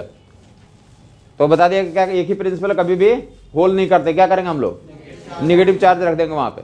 क्या रख देंगे आप, निगेटिव चार्ज रख देंगे। देखेंगे इधर, तो मैं in terms of volume charge density discussion कर रहा हूँ। एक्चुअल वाले का वॉल्यूम चार्ज डेंसिटी कितना मान लिया, रो। एक्चुअल वाले कितना मान लेंगे, तो जो होल किया उसका कितना मानेंगे आप, तो निगेटिव में मानोगे। वो जितनी डेंसिटी उसकी रहेगी उतना ही डेंसिटी इसकी निगेटिव में रहेगी, तभी तो नलीफाई होगा। तो डेंसिटी वाइज क्या रहेगा, दोनों सेम रहेगा। उसका नीचे वाले का प्लस है, और जो कैविटी किया उसका क्या रहेगा। समझ आ गया होगा लोगों को। बोला जा रहा है कि कैविटी कर रहे हैं अंदर में, इसके अंदर फील्ड की value uniform and non zero prove करने जा रहा हूँ। यह स्टैंडर्ड रिजल्ट है कि यूनिफॉर्म होता है, नॉन जीरो होता है, वो प्रूव करने जा रहा हूँ। सीधे देखेंगे, इस पॉइंट पर स्टडी कर रहे हैं, तो बोले एक एक्चुअल वाला रो डेंसिटी का है जो कि यहाँ पे फील्ड बनाएगा, एक पॉजिटिव वाला है। एक पॉजिटिव वाला कितना बनाएगा, मान लिया यहाँ से डिस्टेंस कितना ही है, कुछ भी मान लिया r1 डिस्टेंस है, ये कितना डिस्टेंस मान लिया r1, तो वहाँ पे फील्ड ये वाला कितना बनाएगा, एक्चुअल पॉजिटिव वाला।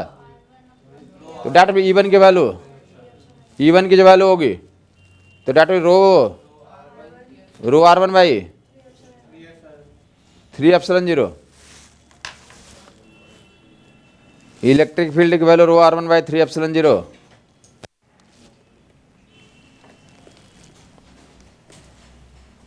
रो r1/3ε0। और इसके सेंटर से ये वाली डिस्टेंस r2 मान लें। ये डिस्टेंस कितना मान लिया, इसके सेंटर से जिस पॉइंट पर स्टडी करे थे वो r1 था, और इसके सेंटर से कितना डिस्टेंस है, वो r2 है। जो दूसरा वाला उसकी डेंसिटी पॉजिटिव में है निगेटिव में, E2 की वैल्यू क्या लिखोगे तुम, तो माइनस रो r2/3ε0। उस पॉइंट पे नेट फील्ड कौन बताएगा, नेट फील्ड विल बी रो बटे r1 माइनस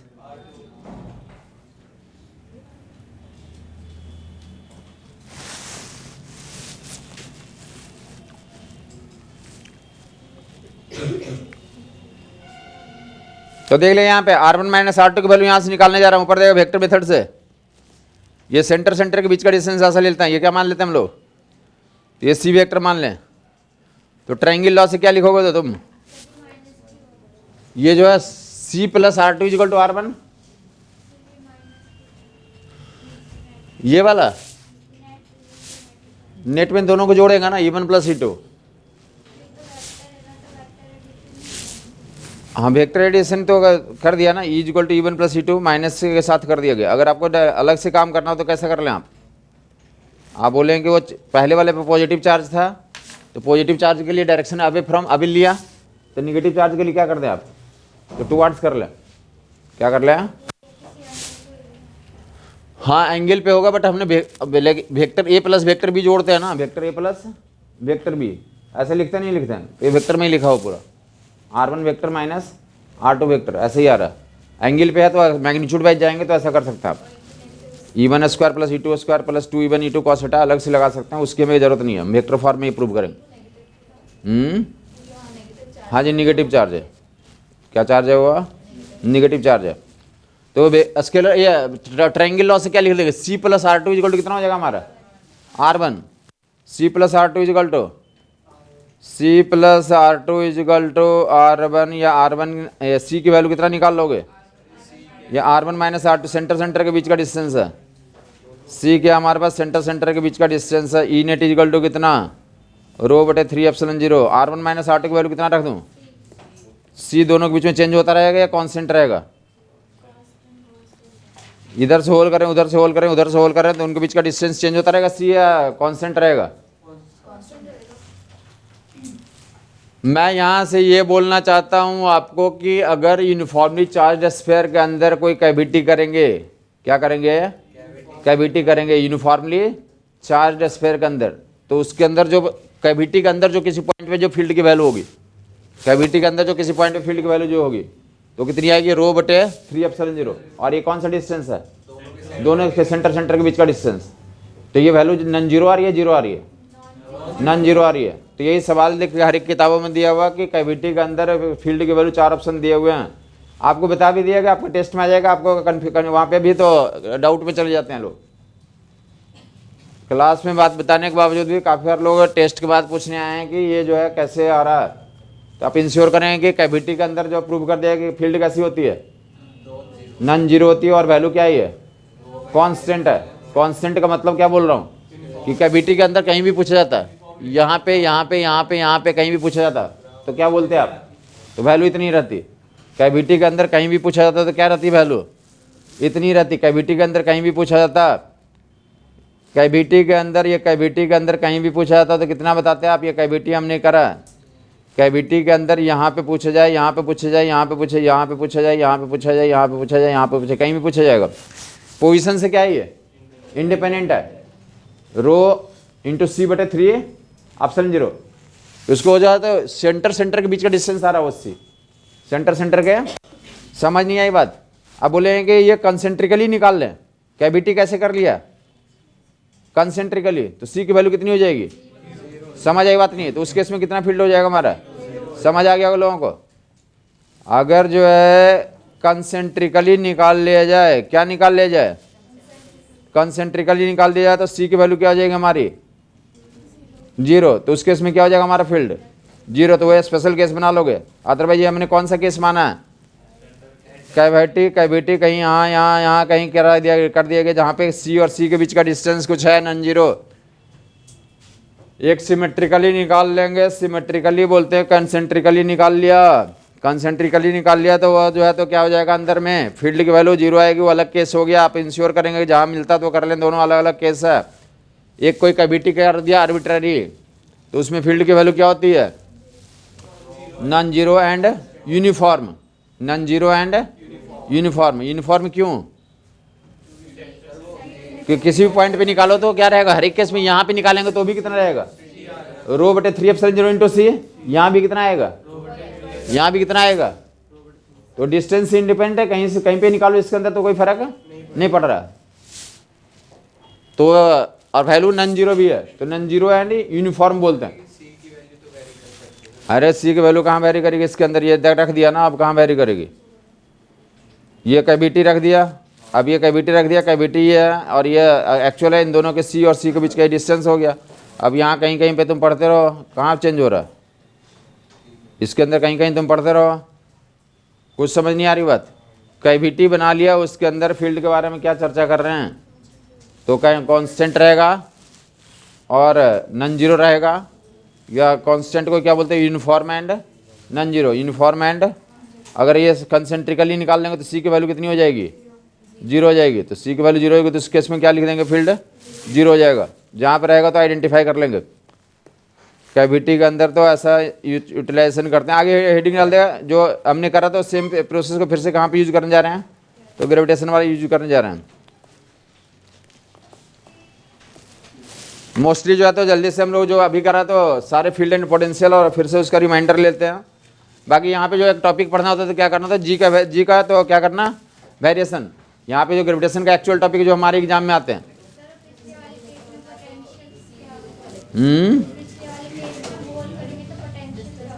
पोटेंशियल अभी निकाला था ना, पोटेंशियल उस पॉइंट पे निकाला था। सरफेस पे पोटेंशियल दोनों के कारण ले लें बेटा। पोटेंशियल के लिए ऐसा कुछ रिजल्ट नहीं आता। हाँ, पोटेंशियल अगर किसी पॉइंट पे निकालना हमें तो बोलेंगे एक प्लस वाले कारण लेंगे अपना, ये किसके कारण लेंगे आप, प्लस वाले एक कारण, और दूसरे वाला एक माइनस वाले कारण लेंगे, और उसमें क्या कर देंगे, स्केलर एडिशन करेंगे। तो चूंकि इलेक्ट्रिक फील्ड में वेक्टर वाला R1 R2 मैच कर जा रहा था, इसलिए हमारा कांस्टेंट वैल्यू आ जा रही थी। पोटेंशियल में ऐसा कोई रिजल्ट नहीं आता। जो पहले हमने निकाला था कि वैल्यू यहाँ पे अभी थोड़ी देर पहले निकाला था, इसके सेंटर पे कुछ वैल्यू होगी, तो ऐसे यहाँ पे कुछ वैल्यू आ जाएगी, ये इसके अंदर कुछ वैल्यू आ जाएगी। हाँ जी, पोटेंशियल की वैल्यू अलग अलग आएगी उसके अंदर। तो उसके सरफेस पे वाइट वाले कारण अपना लिख लो, इसके कारण वहाँ पे लिख लो। ये डिस्टेंस दिया रहेगा ना यहाँ से यहाँ तक। ये अगर एक यूनिफॉर्मिटी चार्ज स्फीयर है तो अंदर में किसी पॉइंट का पोटेंशियल तो आप लिखने जानते हो ना, कि 3/2 KQ बटे 3 और KQ बटे 2R के 3R² माइनस x²। 3/2 KQ बटे 3 KQ बटे 2R क्यों, 3R² minus 3R² minus x²। तो यहाँ से यहाँ तक का डिस्टेंस ले लोगे तुम, जो दिया रहेगा उसके बाद यहाँ पे लिख दोगे, एक पॉजिटिव वाले कारण लिख दो और इसका सरफेस का अपना लिख दो। दोनों का क्या कर देंगे आप, स्केलर एडिशन कर देंगे।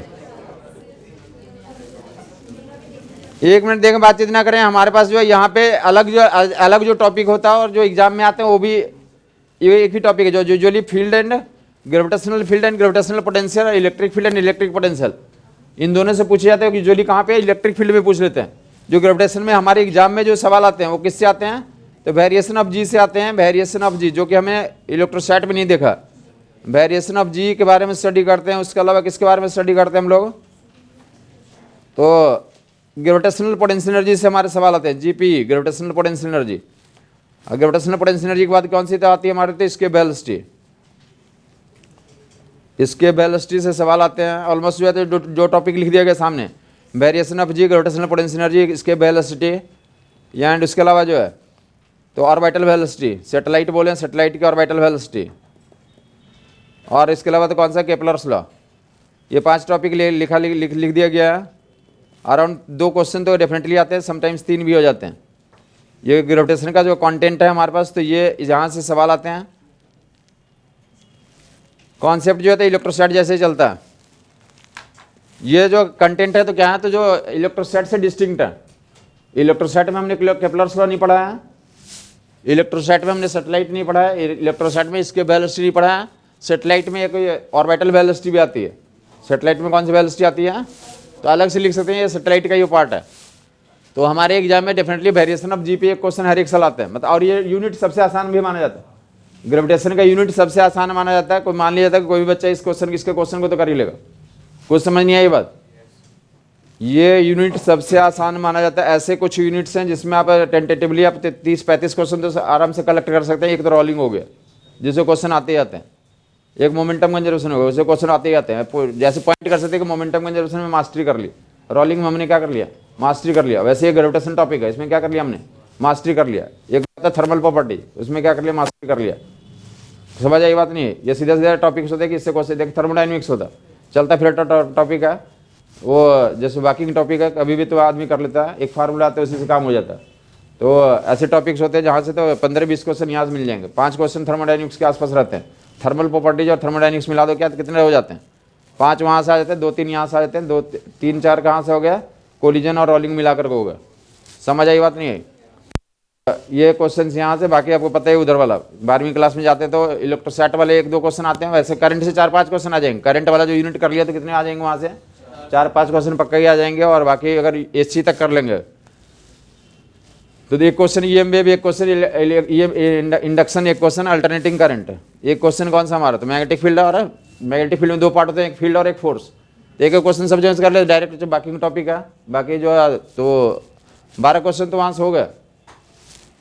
4-5 क्वेश्चन करंट इलेक्ट्रिसिटी और 6-7 टॉपिक बताया ना कि एक ईएम वेव्स, एक कौन सा अल्टरनेटिंग, एक कौन सा ये इलेक्ट्रोमैग्नेटिक इंडक्शन, एक कौन सा मैग्नेटिक फोर्स, एक कौन सा मैग्नेटिक फील्ड, एक कौन सा तो मैग्नेटिक मोमेंट।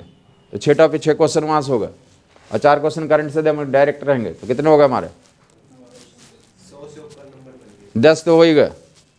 6 तो करंट, 4 करंट इलेक्ट्रिसिटी रहता ही है, 6 टॉपिक आगे का दिखाई दिया। 10 तो करंट इलेक्ट्रिसिटी और मैग्नेटिज्म से डायरेक्टली ओरली बता दिया कि आपको ऐसे रहेंगे ही रहेंगे। कुछ नहीं समझ में आई बात? और 10 यहाँ से बता दिया कि 2 से 3 यहाँ से ही आ जाते हैं, 2 से 1 तो जी के वेरिएशन पे ही आ जाते हैं। और जी के वेरिएशन में एक नीचे जाने का केस होता है, एक ऊपर जाने का केस होता है। मोस्टली टाइम उसी से आते हैं। रोटेशन वाला तो रेयरली कभी पूछा गया। जी का वेरिएशन ऊपर के साथ क्या होता है, नीचे के साथ क्या होता है। बाकी फील्ड के लिए देख लिया आप, फील्ड क्या करते हैं हम लोग। तो ग्रेविटेशन में तो फिर से कंजर्वेटिव फोर्स के बारे में नोट करेंगे। मास क्या होता है हमारे पास? ग्रेविटेशन में मास को स्टडी करते हैं। किसको स्टडी करते हैं आप? तो मास 2 टाइप का नहीं होता। कितने टाइप का होता? एक ही टाइप का होता। और मास का वेरिएशन तो नहीं होता। वेरिएशन किसका होता? तो मास कांस्टेंट होता है और जी का वेरिएशन होता है। जी क्या आता है? तो वेरी करता है। जी वेरी करेगा, मास क्या रहेगा? कांस्टेंट रहेगा। और एम इंटू जी मिलकर क्या कर यूटिलाइज होता है? तो वेट होता है, तो वेट का वेरिएशन होगा। वेट वेरी करेगा, जी वेरी करेगा, मास क्या रहेगा हमारा? तो कांस्टेंट रहेगा। और मास में जो फोर्स लगता है तो उसके बारे में जानते हो, Newton's law of gravitation, Coulomb's law of तो अट्रैक्शन रिपल्सन के जैसा है। तो वहाँ पे K=1 Q2 बटा R लिखते, R² लिखते थे। यहाँ पे क्या लिखेंगे आप? तो G(m1 m2/r², G(m1 m2/m). फिर से तो 10 प्रॉपर्टी जो इलेक्ट्रोस्टैट का था वहाँ कंट्रास्ट में पढ़ा था, यहाँ भी पढ़ देंगे आप कि m1 m2 में तो क्या लग जाता है हमारे पास? तो F = G(m1 m2/r²। F की वैल्यू कितना? G(m1 m2/r²। ग्रेविटेशनल अट्रैक्शन, यहाँ पे अट्रैक्शन ही लगेंगे। तो सारे प्रॉपर्टीज बता देंगे इलेक्ट्रोस्टैट के। तो वहाँ पे सिमिलरिटी बता रखा था और डिसिमिलरिटी बता रखा था। सिमिलरिटी में क्या बोलेंगे? ये भी सेंट्रल फोर्स है, ये भी कंजर्वेटिव फोर्स है, ये भी क्या हमारा? तो न्यूटन्स लॉ को फॉलो करता है, ये भी क्या हमारा? तो किसी अनदर मास से के प्रेजेंस से क्या है? इंडिपेंडेंट है। किसी अनदर से क्या है ये? यहाँ भी क्या बोलते हैं? पोटेंशियल एनर्जी डिफाइन करते हैं। यहाँ भी क्या करते हैं हम लोग? पोटेंशियल डिफाइन करते हैं, पोटेंशियल एनर्जी डिफाइन करते हैं। यहाँ भी क्या करते हैं? जब मैक्सिमम फोर्स के लिए डिवीजन करना होगा तो इक्वल रेशियो में डिवाइड करेंगे। एक मास को 2 भागों में डिवाइड करो ताकि क्या लगे हमारा फोर्स? मैक्सिमम लगे। तो इसके लिए क्या डिवाइड करते हैं आप? इक्वल डिवाइड करते हैं। हाँ जी, वो जो है तो डिस्टिंक्शन वाला के सिमिलरिटी वाले समझ आ गए वालों को। कौन सा फोर्स है ये?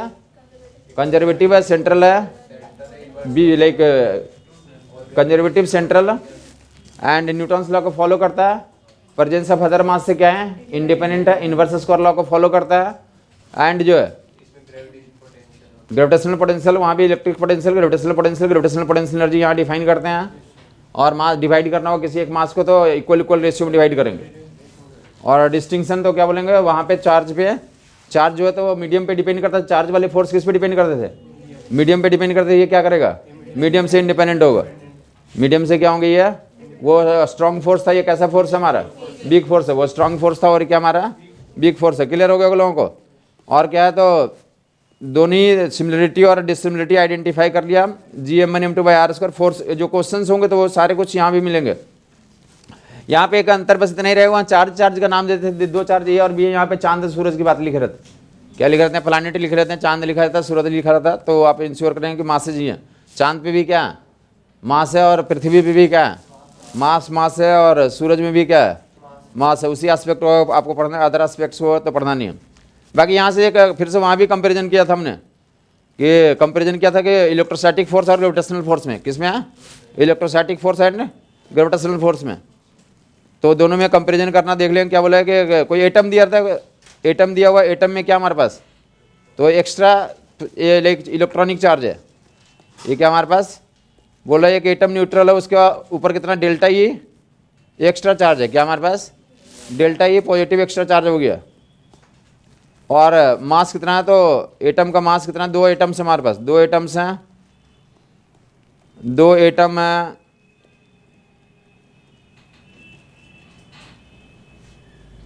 मास कितने हमारे एम एंड एम, मास कितने हैं एम एंड एम। जो चार्जेज हैं तो चार्जेज क्या होता है हमारा, एक पे बोला कि कितना, तो जो ई से एक्स्ट्रा डेल्टा ई है, एक पे कितना हमारा ई से एक्स्ट्रा डेल्टा ई है, दूसरे पे कितना हमारा ई से एक्स्ट्रा डेल्टा ई चार्ज है।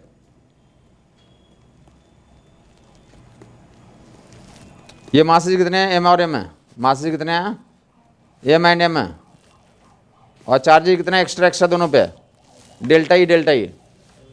और ये क्या कर रहे हैं, तो दोनों के तो electrostatic force and gravitational force का कंपैरिजन करना कि रिजल्टेंट फोर्स कितना लग रहा है किसी एक पार्टिकल पे, 0 लग रहा है, किसी एक पार्टिकल पे रिजल्टेंट फोर्स कितना लग रहा है, तो डेल्टा ई एक दूसरे को क्या कर रहे होंगे, रिपेल कर रहे होंगे। और मास में आपस में क्या हो रहा होगा, अट्रैक्शन हो रहा होगा, तो दोनों को इक्वेट करते हैं। और मास की वैल्यू दिया हुआ है, डेल्टा ई की वैल्यू निकालना होता है। बोला कोई एटम है, एटम में तो मासेज एम एम है, बट उस पर क्या है एक्स्ट्रा चार्ज डेल्टा ई दोनों पे है। और रिजल्टेंट फोर्स कोई एक चार्ज क्या है, कोई एक एटम कितना एक्सपीरियंस कर रहा है, 0, तो डेल्टा ई की वैल्यू निकालना है, डेल्टा ई की क्या निकालना हमें, वैल्यू निकालना। क्या करेंगे आप, तो रिजल्टेंट फोर्स 0 होने के लिए क्या लगेगा, तो इनमें आपस में तो ग्रेविटेशनल अट्रैक्शन लग रहा होगा, और इलेक्ट्रोस्टैटिक क्या लग रहा होगा, रिपल्सन लग रहा होगा। क्या लिख देंगे आप, तो that mean G M square बटे R square equal to k into delta E by E square बटे आर स्क्वायर। ये कैंसिल आउट कर देंगे। ये के की वैल्यू आप जानते हैं, मास एटम का दिया हो तो उसके अनुसार से आइडेंटिफाई कर लें ई की वैल्यू, डेल्टा ई की वैल्यू तो कितना आ जाएगा, तो एम एंड जी बाई के का रूट।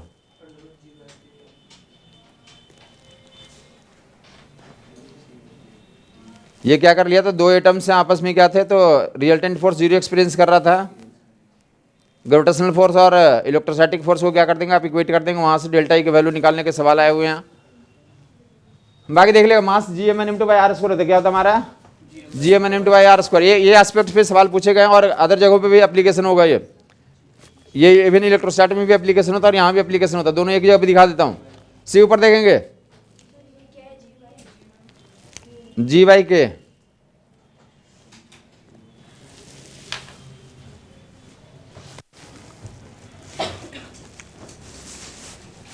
जो पार्ट आपको डिस्कशन करने जा रहा हूँ वो इलेक्ट्रोस्टैटिक में भी जरूरत पड़ती है, यहाँ भी जरूरत पड़ती है, और आगे चल के बोर्स थ्योरी में भी क्वेश्चन जोड़ सकते हैं उससे, या सैटेलाइट में भी जोड़ा जा सकता है उस क्वेश्चन को।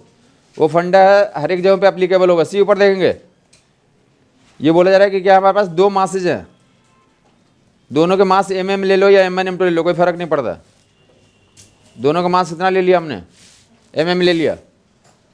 ग्रेविटेशनल फोर्स की तो डिस्कशन कर रहे हैं, तो ये क्या कर रहा होगा, अट्रैक्ट कर रहा होगा, क्या कर रहा होगा, ये कितना से अट्रैक्ट कर रहा होगा, आर मान लिया 2 आर मान लूँ, 2 आर मान लूँ, 2 आर मान लिया, तो सेंटर से कितना डिस्टेंस ले लोगे।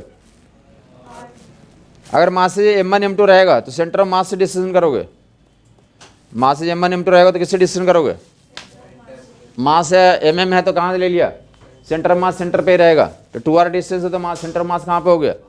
समझ नहीं आई बात। आगे चल के इसको क्या कहें, 2 मास को जो है, तो 2 मास हैं, एक दूसरे में क्या लग रहा है, ग्रेविटेशनल अट्रैक्शन लग रहा है। ग्रेविटेशनल अट्रैक्शन लगेगा तो क्या करेंगे आप, ग्रेविटेशनल अट्रैक्शन लग रहा होगा तो एक मोशन होता है जो आप कर सकते हैं, आप करते भी हैं और लोग भी करते हैं।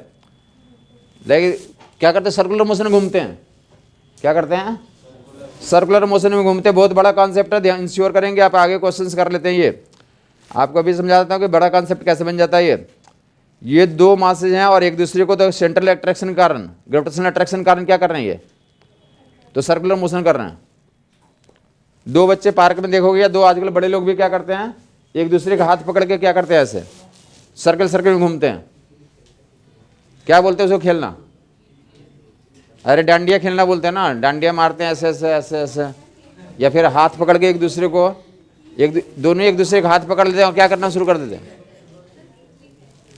तितली खेला है कभी,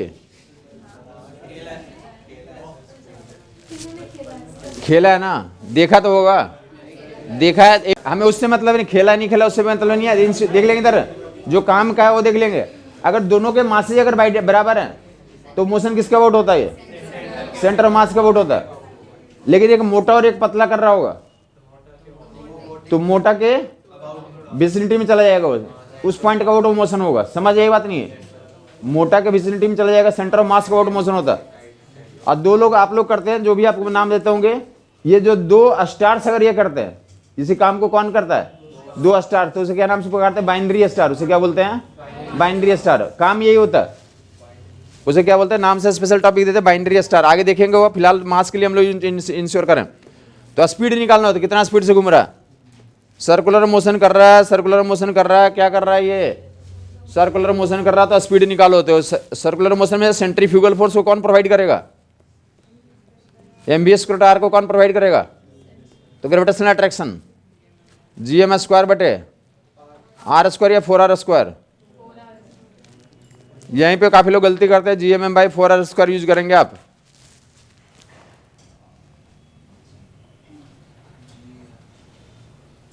GM1m2 by R square. Are जो है दोनों मासेस के बीच का सेपरेशन होता है, तो 2r का होल स्क्वायर करोगे तो that will be 4r square. जबकि सेंट्रीफ्यूगल फोर्स में क्या लिखेंगे? MB square R. क्या लिखेंगे आप? इंश्योर करेंगे अगर मासेज अलग अलग होंगे तो किसका वोट डिस्कशन करोगे? सेंटर ऑफ मास का वोट। किसका वोट डिस्कशन करोगे? सेंटर ऑफ मास का वोट। समझ आ गया लोगों को? किसी एक का मोशन डिस्कशन कर लोगे, सेंटर ऑफ मास का वोट। आगे देख लेंगे, अलग से टॉपिक हुआ। बाकी जो है तो क्या बात करेंगे? एमएम कैंसिल आउट हो गया, आर कैंसिल आउट हो गया। स्पीड की वैल्यू निकाल लोगे, स्पीड की वैल्यू निकाल लोगे, कितना आ गया? जीएम बाई आर का रूट, और नीचे कितना? 1/2 जीएम बाई आर का रूट, नीचे 1/2।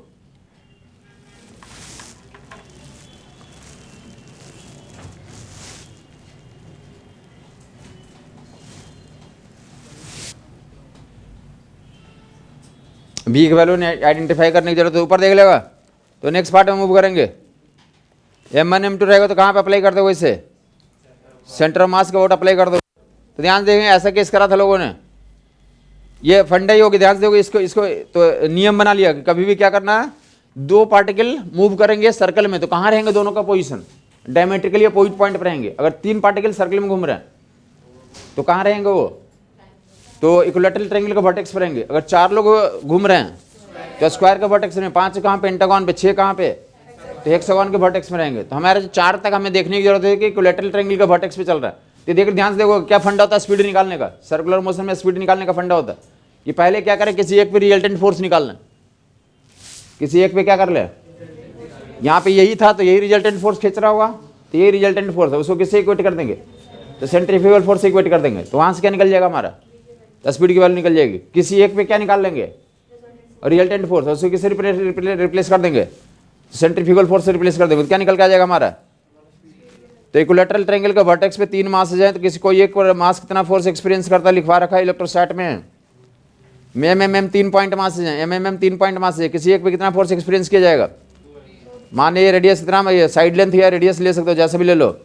ये आर लेता थोड़ी देर के लिए, आर दिया थोड़ी देर के लिए, तो डैट विल बी एल के टर्म्स में, आर और एल में रिलेशन होता है। बाकी एल के टर्म्स में फोर्स की वैल्यू याद होगा, √3 याद है ना? ये क्या लगेगा? अट्रैक्शन करेगा, ये अट्रैक्ट करेगा, ये अट्रैक्ट करेगा। ये कॉमन गलती होती है चार्ज वाले में, तो चार्ज में रिपल्सन दिखाते थे, यहाँ पे क्या करेंगे? अट्रैक्शन दिखाएंगे, तभी सही होगा। काफ़ी लोगों का हैबिट होता है वो चार्ज वाले ही दिखाते रहते हैं। तो इंश्योर करेंगे आप टॉपिक चेंज हो गया तो आप डायरेक्शन भी चेंज कर लेंगे। तो कितना हो गया? √3 GMM by R square. R square में तो आर स्क्वायर या एल स्क्वायर? L square. यहाँ पे फोर्स के लिए तो ये एफ और एफ √3, तो एल स्क्वायर है।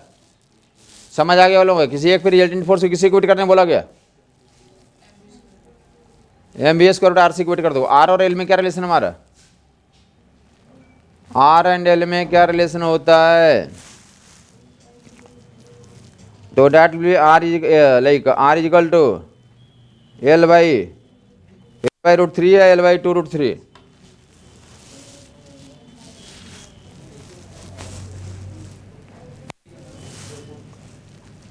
आर की वैल्यू L/2√3 है, L/√3।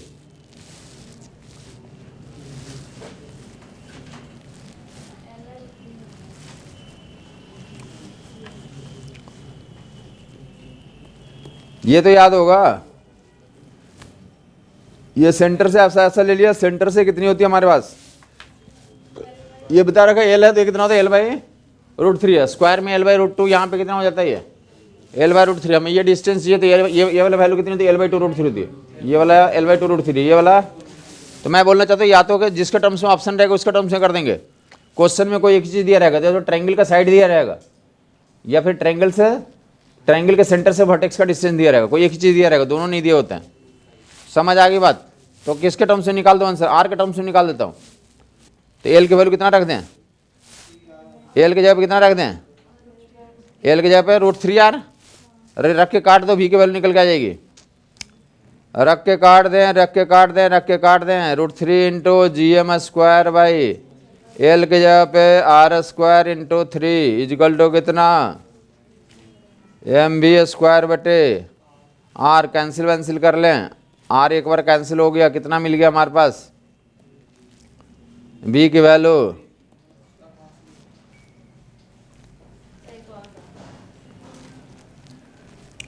बोले इक्विलैटरल ट्रायंगल के वर्टेक्स पे 3 पॉइंट मासेज हैं, तीनों किस में मोशन कर रहे हैं, सर्कुलर मोशन कर रहे हैं। तीनों क्या कर रहे हैं, सर्कुलर मोशन कर रहे हैं। और सेंटर टू वर्टेक्स, ट्रायंगल का सेंटर टू वर्टेक्स का डिस्टेंस कितना दिया हुआ, R दिया हुआ। तो जो सर्कुलर मोशन कर रहे हैं उसकी स्पीड निकालना, टाइम पीरियड निकालना। क्या निकालना, सर्कुलर मोशन का स्पीड एंड टाइम पीरियड दिया हुआ। क्या, सेंटर टू वर्टेक्स का डिस्टेंस दिया हुआ, R दिया हुआ। तो फंडा क्या बताया, किसी एक पार्टिकल पे रिजल्टेंट फोर्स निकालने हैं और उसको किससे इक्वेट कर दें, सेंट्रीफ्यूगल से इक्वेट कर दें। किसी एक पे क्या कर दें, रिजल्टेंट फोर्स निकाल के किससे इक्वेट कर दें, सेंट्रीफ्यूगल से तो इक्वेट कर दें। तो किसी एक पे रिजल्टेंट फोर्स कितना हो जाता है हमारे पास, ये F लगाएगा अट्रैक्शन में, ये F अट्रैक्शन, ये F अट्रैक्शन। F की वैल्यू कितनी है, तो GM² बटे L²। और दोनों 60 डिग्री पे तो कितना हो जाएगा रिजल्टेंट, F और F का 60 डिग्री पे तो √3F। √3F इक्वल टू कितना हो गया हमारे पास। तो सर्कुलर मोशन कर रहे थे MV² बटे R, क्या हो जाएगा हमारा MV² बटे R। तो √3 × F की वैल्यू कितनी, GM² बटे L²। ट्रायंगल का साइड लेंथ के टर्म्स में आता है ये।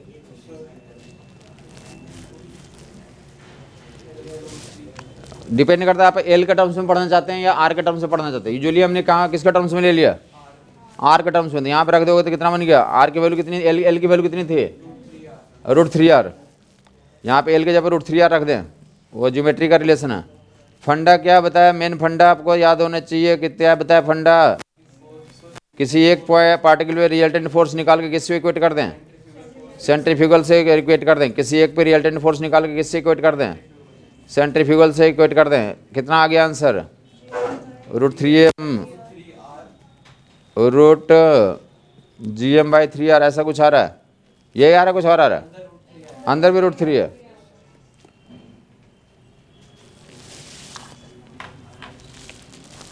या √3r को कितना लिख सकते हैं, ये L, तो √GM/L आ जाएगा। L का टर्म्स में तो आसान पड़ जाएगा, डिपेंड करता है किस में ऑप्शन दिया हुआ। B के वैल्यू में किसी को दिक्कत बता देगा, B के वैल्यू में किसी को दिक्कत बता देगा। तो B दिया हुआ तो क्या बोलेंगे, सर्कुलर मोशन का टाइम पीरियड निकालने बोल दिया तो क्या कर लोगे, तो 2πr/v कर लोगे। 2πr/v से डिवाइड करके सर्कुलर मोशन का टाइम पीरियड निकाल लोगे। L का टर्म्स में, L का टर्म्स में निकाल लोगे 2πr, और रूट में GM और रूट में √3r फिनिश। तो तीन पार्टिकल के निकाल लिया। स्क्वायर के वर्टेक्स पे 4 लोग हैं, सर्कुलर मोशन कर रहे हैं, तो स्पीड निकालो फटाफट कर लेगा। 4 पार्टिकल हैं स्क्वायर के वर्टेक्स पे, सेंटर टू वर्टेक्स डिस्टेंस दिया हुआ। हाँ जी, 4 पार्टिकल कर रहे हैं स्क्वायर के वर्टेक्स पे सर्कुलर मोशन, तो स्पीड निकालना है। 4 पार्टिकल स्क्वायर के वर्टेक्स पे मोशन करने हैं, स्पीड निकालना है। किसी एक पे रिजल्टेंट फोर्स काफ़ी बार पहले निकाल चुके हैं हम लोग, किसी एक पे रिजल्टेंट फोर्स पहले निकाल चुके हैं। कितना, F√2 + F', F√2 + F' काफ़ी बार इस्तेमाल कर चुके हैं, वेक्टर से करते आ रहे हैं। स्क्वायर का वर्टेक्स पे 4 पार्टिकल हैं, स्क्वायर का वर्टेक्स पे कितने पार्टिकल, 4 लोग हैं, मास m के, किसी एक पे रिजल्टेंट फोर्स,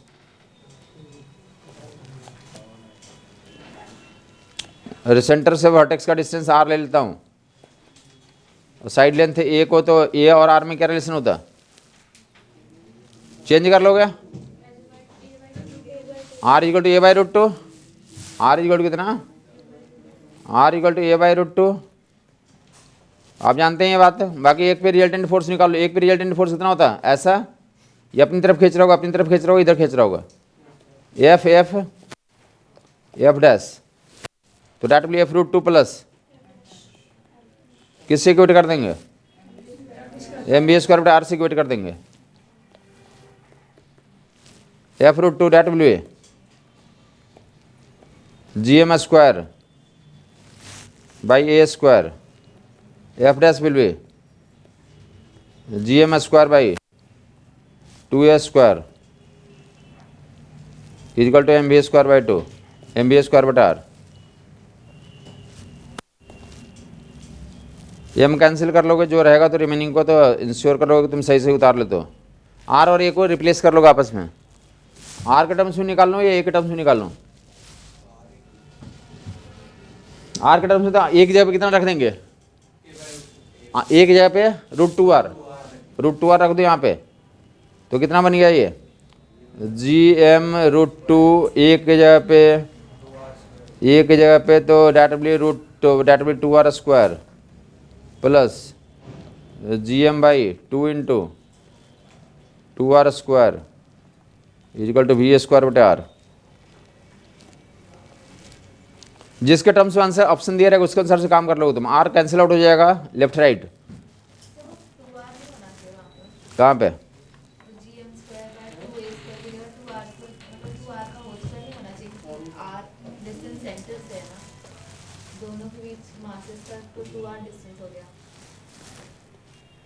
ओके हाँ ये सही बोल रहा हूँ, एफ डैश में सही बोल रहे हैं, एफ में तो ठीक है ए स्क्वायर, और एफ डैश ये वाला वैल्यू कितनी जो 2r स्क्वायर आएगी यहाँ पे 2r स्क्वायर कर लेंगे, 2r स्क्वायर मतलब 4 हो जाएगा, 4r स्क्वायर,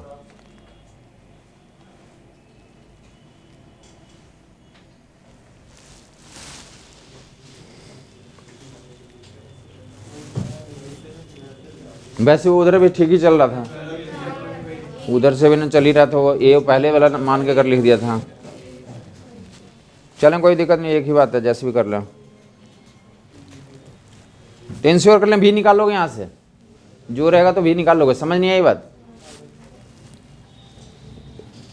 किसी को कन्फ्यूजन है अभी भी बता देगा, सेम क्वेश्चन कहाँ पे मिल सकते हैं, सेम क्वेश्चन इलेक्ट्रोस्टैटिक में मिल सकते हैं,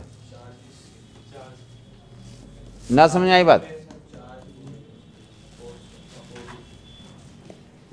सेम क्वेश्चन चार्ज में मिल सकते हैं कि एक चार्ज ऐसा देख लेगा, इधर क्या है तो लैम्डा चार्ज है, लैम्डा चार्ज डेंसिटी का चार्ज है, इसके चार तरफ कौन घूम रहा है, इलेक्ट्रॉन घूम रहा है, रेडियस आर में कौन घूम रहा है, उसका स्पीड निकालो, काइनेटिक एनर्जी निकालो, क्या निकालें, स्पीड निकालें, तो कितना लिख दोगे, एम बी स्क्वायर है, आर सर्कल में घूम रहा है, और क्या लग रहा होगा, ये फील्ड बनाएगा, तो 2k लैम्डा